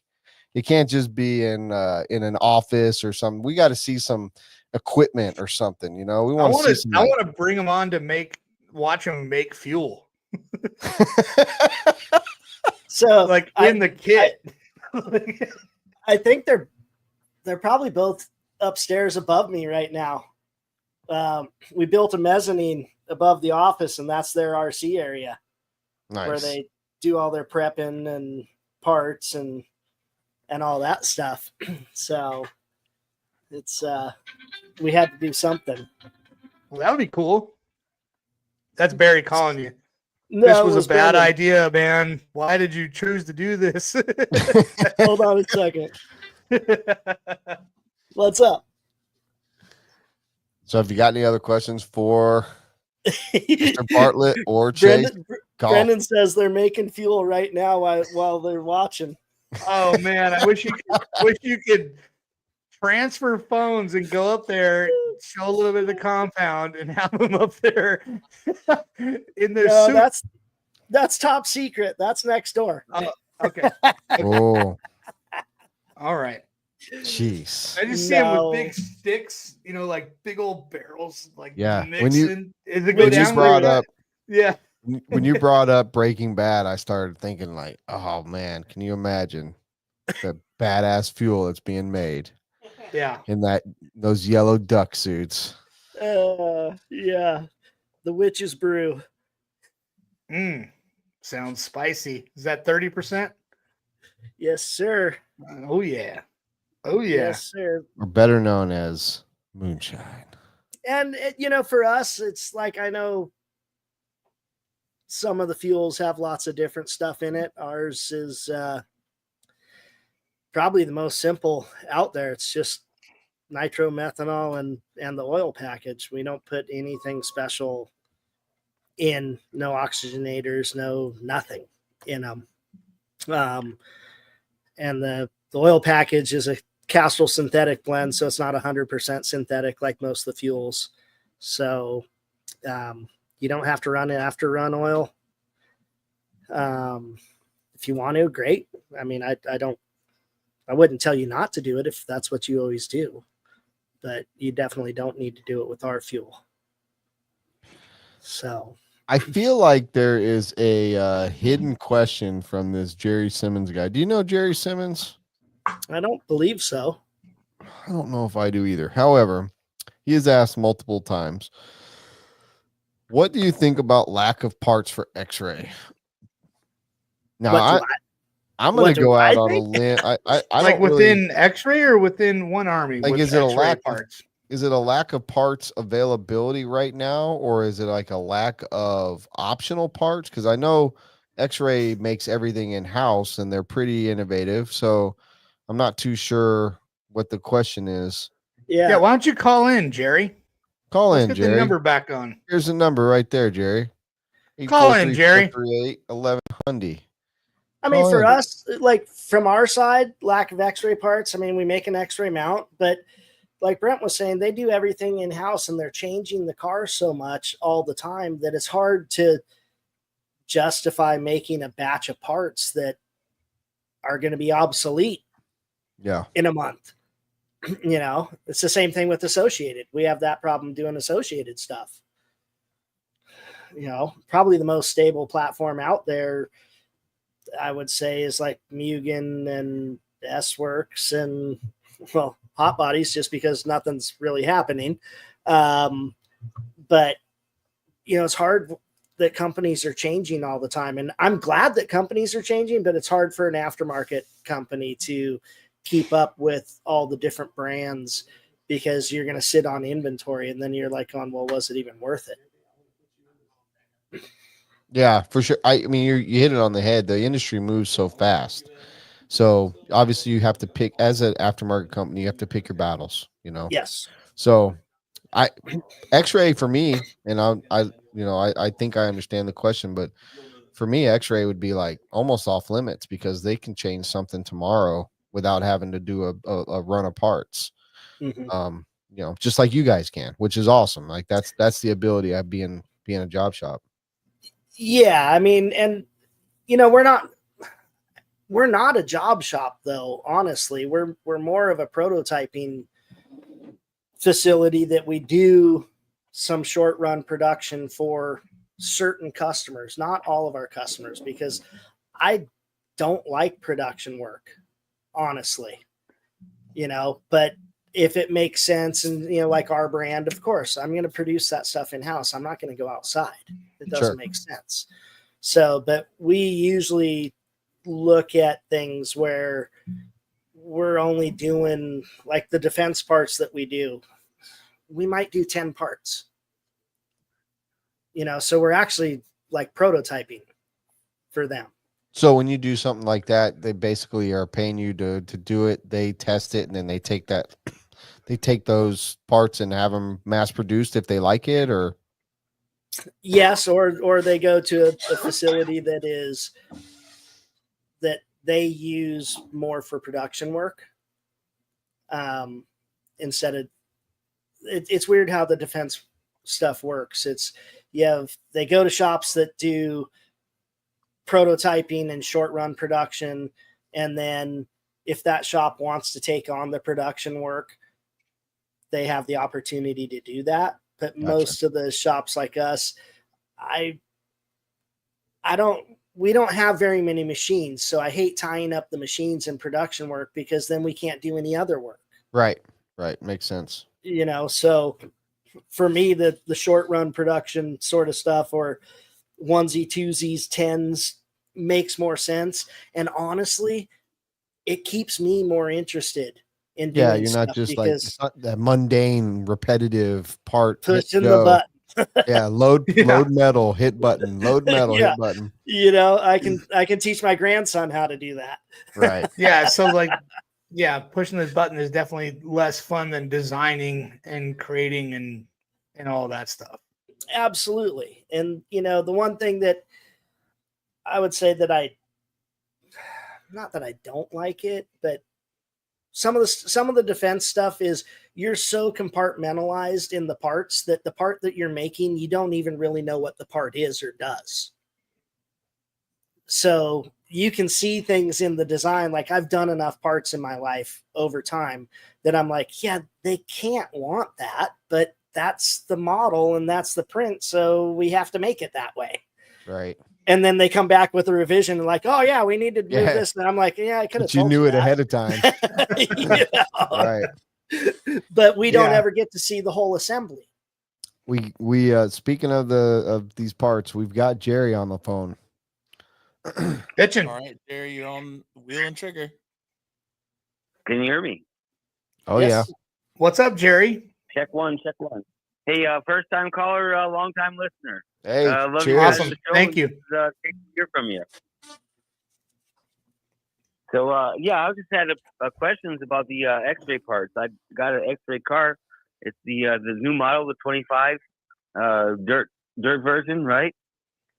and just having problems finding parts for them. And they said they were on back order and everything, and didn't sure if you guys knew what was going on with anything like that. I mean, I would have to say if it's the 25 car, they just haven't got the parts supply to their dealers yet because they're too busy putting kits together. But that's just my opinion. Sure. They're putting parts in boxes rather than box tags and bags. Yeah, I would assume, just knowing a little bit about the part side of things, that they obviously weren't affected by Chinese New Year. However, they are popular right now, and with a new car coming out, they're just probably not caught up enough to where there's a bunch of exterior parts, for sale. I would assume that'll be very soon, though. I mean, no reputable company like that has stuff out of stock for too long, not unless there's issues. So I would say, yeah. And John Moore just posted in the chat. He said Europe is stocked first. With a car like X-Ray that is so popular in Europe, it's very much so going to be, stocked in Europe first. We deal with it all the time with S-Works as well. Got to make sure that, when we order, we try to order a large amount of stuff so that we're not in that situation. And it's very hard to project. It's very hard to project. Yeah, Mark James Atkins just commented, check out HRCR. They have an online store, and they are definitely heavily X-ray. So check them out for sure. For parts, they probably might be one of the first that get them. Break anything, right? What was that? What was that? Sorry. I said if I didn't run into things, I wouldn't break stuff, right? Driver. That's a good point. Everybody runs into stuff. Yeah. And everybody breaks parts, and they should be over here soon, dude. That's what I'm hoping for.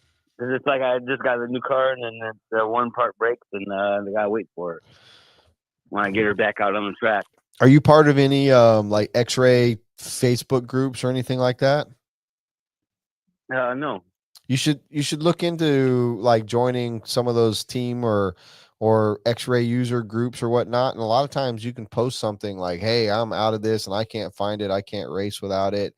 And a lot of times some people will post up, hey, I got one I can send to you or whatnot. So that's also another way, but definitely check HRCR. Brian Eider, we know that if anyone's going to stock the X-Ray stuff in this country other than RC America, it's going to be him.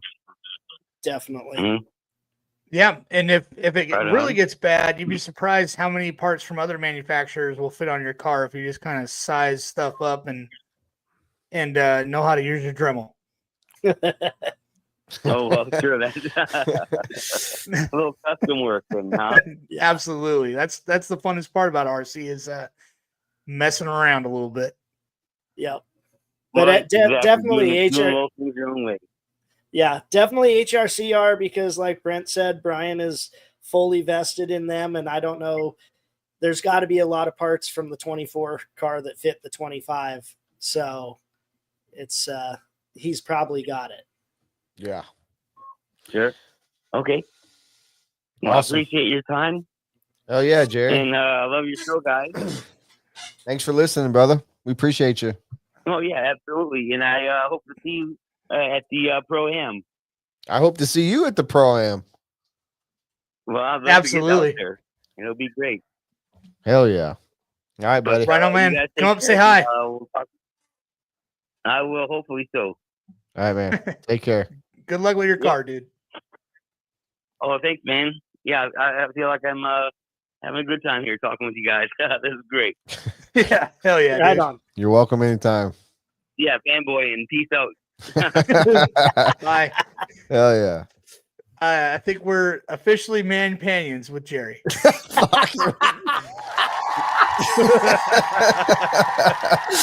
Wow, Robert just woke up. How about that, awesome. Dude? Hey, Robert.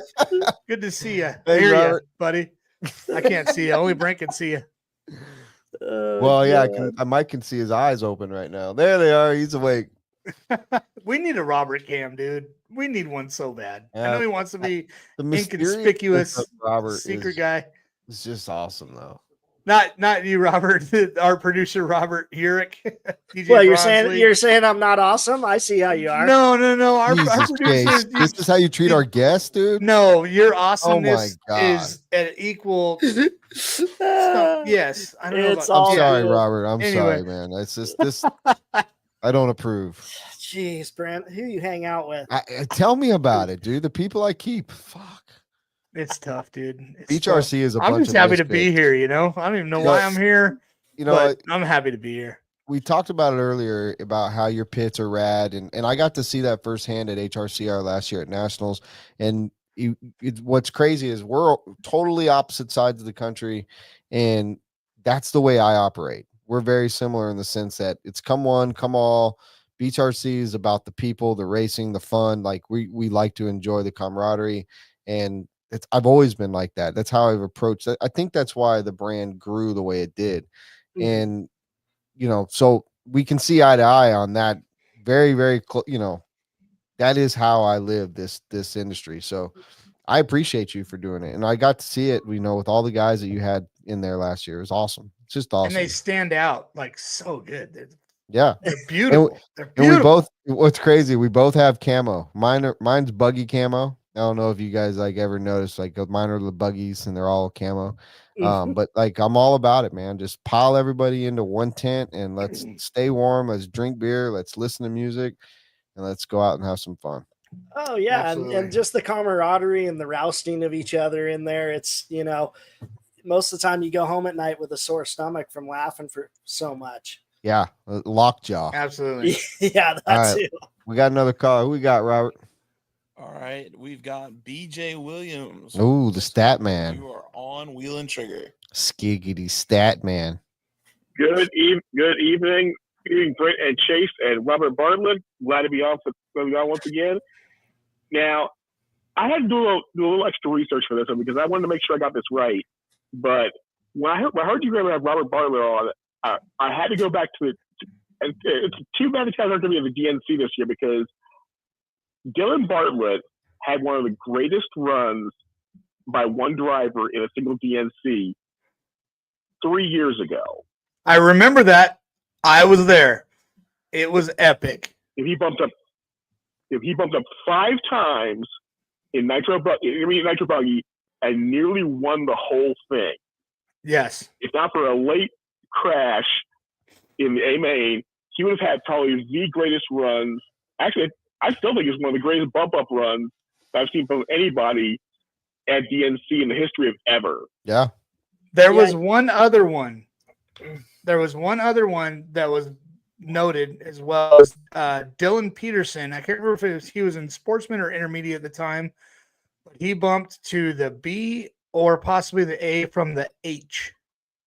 Whoa. And that was the DNC at Thunder Alley. What is it with these Dylans? I don't know, but his name was his name was Dylan as well, and he bumped up from the H at Thunder Alley. Yeah, that was so crazy that year. I think there were 72 intermediate drivers, and Dylan was 71st on main day, and never finished a qualifier. Ouch. And basically won every first or second in every one.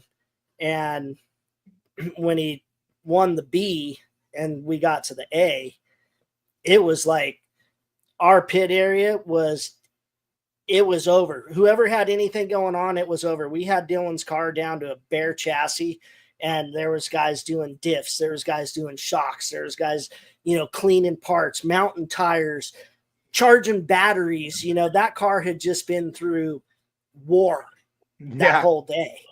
And then to go out and lead 27 minutes of the 30 minutes of the A. Yeah, was that's insane. right. That was the first year at Paris, wasn't it? I think that was the first year at Paris. Might have been the second year. Second year? It was one of them. But I remember, man. I remember it. And that was, man, it was so emotional at the end of that race. It was crazy, man. Yeah, it was insane. That definitely one of the biggest things, like for us as a family, was that one. And then last year for him to get Silver State was, pretty big as well. He's a ripper, dude. BJ, where you come up with all this stuff, man? A lot of grit. What do you do to get all these stats? Well, I look up a lot of stuff I get from Live RC and just Google. I'll tell you what, man, you bring up some good shit. Well, thank you. I'll be tuning into DNC next week from my little unofficial compound here in Charlotte, North Carolina, and you better believe that I've got my Google Doc all updated with last year's winners and everything. And you know that I'm going to have some good stuff, some good contributions in the chat. That is for sure. I'm about to say we better be having you in because the next time we have a show, it will be after DNC, the Tuesday after DNC, and also it'll be the Tuesday after the very last race at Beach RC. So there's going to be a lot of emotion, a lot of big shit going on.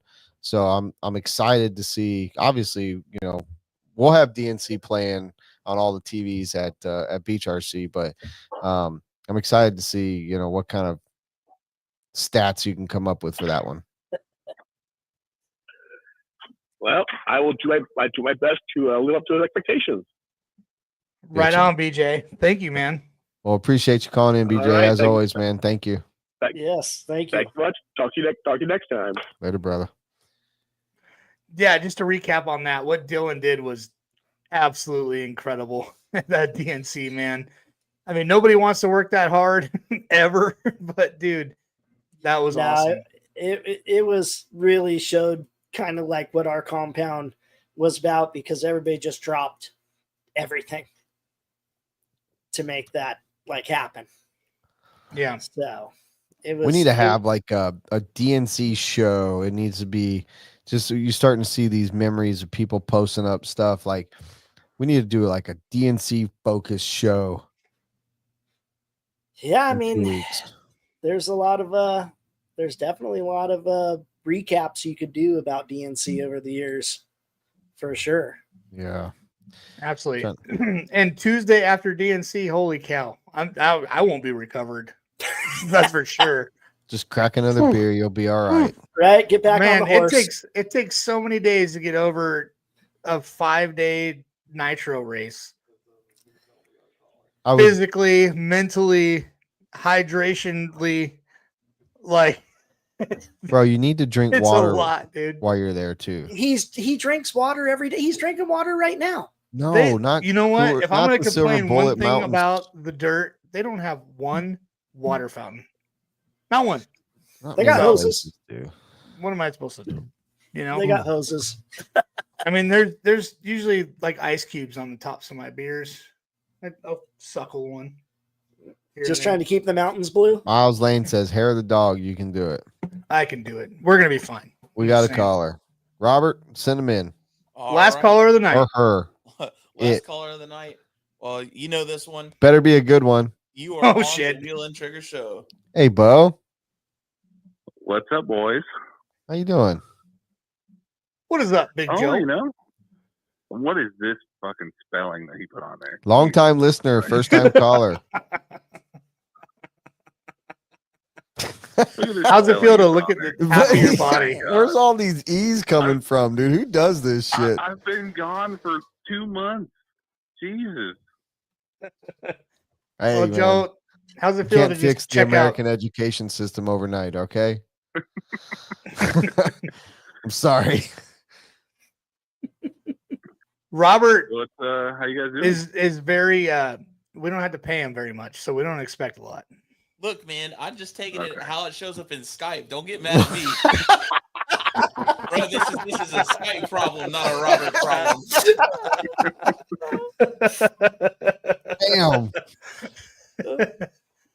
Damn. We got somebody in the chat that's watching us with the last name Trump. That must be one bad bitch right there, I'm telling you. So, Joe, how's that baby doing? Yes, sir. I mean, Bo, how's that baby doing? She's doing really good, man. She's full on crawling now. We're eating baby food for 2 meals a day, and fuck yeah, she's blabbering all over the place, and she's in her walker running into shit and thinks it's funnier than hell. And no more black tar. No more black tar. We're moving up. No, we're full past that. Yeah, she spends more time than not in her walker, and she's figured out how to pick up speed and run into shit so that the rear wheels come off the ground and just laughs her ass off. Nice. That's just like her daddy. Perfect. Yep. So haven't had to marshal her yet, but we're she needs a onesie with a Marshall on the backside. Stable cruiser mobile. Good job.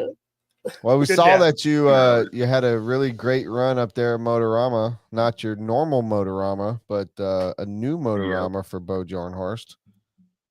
Yeah, it's super fun. I did a couple races with the Custom Works guys and had a bunch of fun, and I have no idea what I'll do next. Kind of putting all radio controlled things on the back burner for a little bit and focusing on job life a bit and figuring that side out a bit. But yeah, I'm just going to work every day, being a dad, living a normal life. That's about it. Well, very cool. You like it? You know, I was talking to Chicky earlier today, and working is bullshit. yeah, it ain't the best. I'm pretty sure Chase said before the show in our me, Robert, Ehrlich, and Chase were talking, and he's like, I'm pretty much sure that I'm done working, and in a short period of time, I'm just going to travel the country like a gypsy. So that's always an option. It is. I was an RC car gypsy for 11 years, and now this 9 to 5 thing, it's taking some getting used to. Yeah, man. I got a paid off van, and I'm ready to go. Well, you know what? They don't have mountains in Ohio, so you'll be safe there, Chase. I'm not scared of mountains. Oh. What are you talking about? So you're saying there's paths, like this is like driving through the mountains? Passes are mountains are cool. Pass-throughs, like that's basically what they mean, like pass-throughs, but they're generally very dangerous in the wintertime when there's a lot of snow and ice. Because when there's a mountain and they want to build a road, Joe, they got to build a road through the I understand, mountain. but pass, like there's so many other words in the English language. You don't understand, or you wouldn't have asked. Yeah. Yeah. Okay. You can't build a 8-lane highway through the Colorado Rockies, Joe. It's they did. Slim. I Actually, don't understand why. Shit, I have no idea what I'm talking about.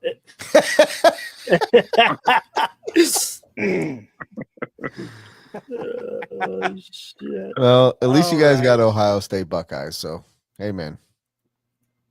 I haven't watched the football game. I learned who was in the Super Bowl 3 days before it.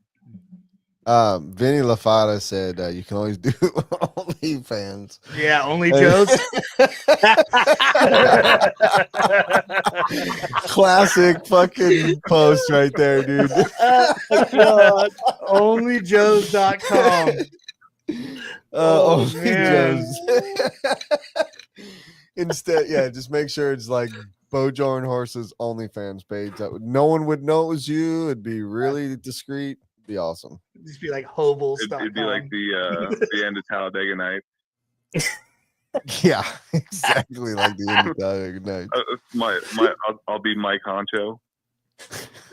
Oh God. Oval needs jumps, dude. You should introduce that, Joe. Start your own circuit. Oval needs jumps. I don't think sprint cars would jump very well. Well, I beg to differ. I think with the right pitch and the right yaw, with the right distance, like old school, like the motocross oval stuff when they would have like little, like long and low, like Mickey Thompson type shit. Bartlett knows what I'm talking about. Oh, he yeah. knows the old flat Mickey track Thompson bike. style. Oh, Dude, yeah. The flat track bikes. Those are TTs. Some tracks they would have a jump in them. Yeah, TTs. Yeah, like TT. Peoria. You could do that, dude. Yep. That'd be sick. All right, Joe. Get on it. I don't know. The oval stuff's pretty fun, man. It's and then Fee would just come and jump right over you. It is fun. I mean, I'm waiting for Chase to talk about his Traxxas cars here, but yeah, how come your Traxxas car isn't in the picture anymore, Chase? You get embarrassed a little bit, or what? What's going on? No, I sold it. I don't have time to go to the oval track. That was long lived. You had a body paint. I didn't even drive it, dude. Oh my god. Oh, it looked cool on the shelf though. Sure. In the closet. I'm giving it to the dude that bought it at DNC. Did it though? Did it though? What? Did it though? Joe, we got to get you out to the Carolina Cup. I don't know if you heard, but there's a really good test session went down last weekend. It's going to be something pretty bitchin'. So I hope that they bring you down. I didn't hear the results of said test, but it was good. Can we share what happened there? So yeah, I mean, this podcast is always good for releasing new information. We did a test at the same facility that we do the Fall Brawl and RC Pro-Am, and I know how special that dirt is, so I was like, okay, I'm gonna throw an oval event this year. Well, I wanted to make sure that everything worked good, so some of the powerhouses of the oval RC world came out, and we did a tire test, we did dirt test, we learned how to work the track, and let me tell you, it is so awesome. You can run anywhere on the track on that dirt. You can run high, run low. You don't spin out if you get in the fluff. There's a cushion that is made. So the Carolina Cup that's happening in May, Memorial Day weekend, is no doubt going to be it's going to grow into a very, very good rubber tire dirt oval race. So everyone left there excited about it. Can we share the rubbers that will be used? That we can't share yet because it's not finalized, but if it was, I would share it. Yeah, it is going to be a very, very fun dirt oval race. So I'm excited about that. That sounds fun. If I can, I will be, but no guarantees on the ability to be there will be. What the fuck did he just say? Did you guys hear anything that man just said? Feasibility. I said, if I can, I will be, but I'm not sure if the ability will be there with work life and stuff. But and life, married life, and everything else. Yeah. But we'll make it down sometime. All right, then.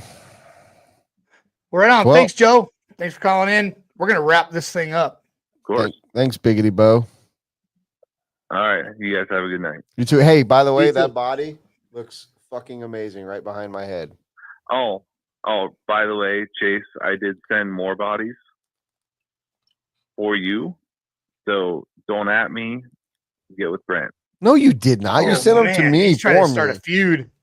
He's trying to start a feud. That's bullshit. Now you're just trying to make shit up. There was 3 of them in there. There was 3. You can give one up. I'll give him one. You can give one up. All right, I'll send awesome. Thank you. 1UP. Speaking of 1UP, I never got the. Did we ever work out that bet that Chase lost? He never paid, and he won't because he's cheap as fuck. Unreal. Brent pays me. I mean, no, you owe me money. You lost the bet. Shit, that's got to come out of normal money. Damn it. No, Monopoly. Yeah. Thanks, Robert. All right. Well, Bo, I appreciate you calling, man. It's always good hearing from you. Yeah, man. Cheers to you. You guys later, Joe. You too, buddy. Enjoy being a man. I swear to God, dude. I like these. What was the manpanion like that? We learned a new word tonight. Yeah, if you're super buddies with your buddy, we learned where the Bartletts came from, except we don't know what country they derive from. We learned it doesn't matter. They're epic people. I 100% agree. Okay. Finish us up tonight, buddy. Me? Okay. Yeah, you. Mr. Bartlett. Thank you for everything you've done and everything you continue to do for this RC community. And thank you for your time. Are you like saying grace or something? What? I was going to say, I think I'm in the courtroom or something. Robert just said amen over in the corner, dude. Like, what the fuck's going on? I don't know, man. Thank you for everything. Thank you for accepting our offer or our invite to come and join the show. And I hope everybody enjoyed it. I'm sure they will. Did? Oh, Done? yeah. It was good. Maybe. Thank you for having me on. I appreciate what you guys do as well. We appreciate you, man. So good. I can't wait to see you at Nats. I know it's a while, but I'll be watching you guys next weekend for sure. And appreciate it. We'll be talking about you guys because I'm sure your kids are going to do some great shit and people on your stuff's going to be doing some great shit. And we got DNC in 2 weeks. So Palmetto Classic 2 weeks. A lot going on around here. I'm going to be a busy sumbitch. This is the last time that I'm shooting from this studio. Bigger and better things coming our way. So looking forward to that. Chase, I'm going to miss your face for 2 weeks, buddy. I don't believe you, but let's thank our sponsors: 1UP Racing, Techno, ProMotion, Nitro Pro, J&T, Wolfton, TZO, Beach RC Racecraft, RC Sign Up, and RC Box Club. We will see you in 2 weeks for the DNC Palmetto Classic wrap-up show, and we might find a guest. We might not. Oh, we'll see. Get a guest. Yeah, we'll see somebody besides us. Might be tough to follow up Robert Bartlett, but it's going to be really tough. So. It'll be easy. Oh, come on. No way, man. Thank you very much again for your time. Cheers. Go check out 1ArmyRacing.com. I'm pretty sure that's the website. And they got cool shit. A lot of it. Fuck yeah. We're out. Peace. Thank you, guys.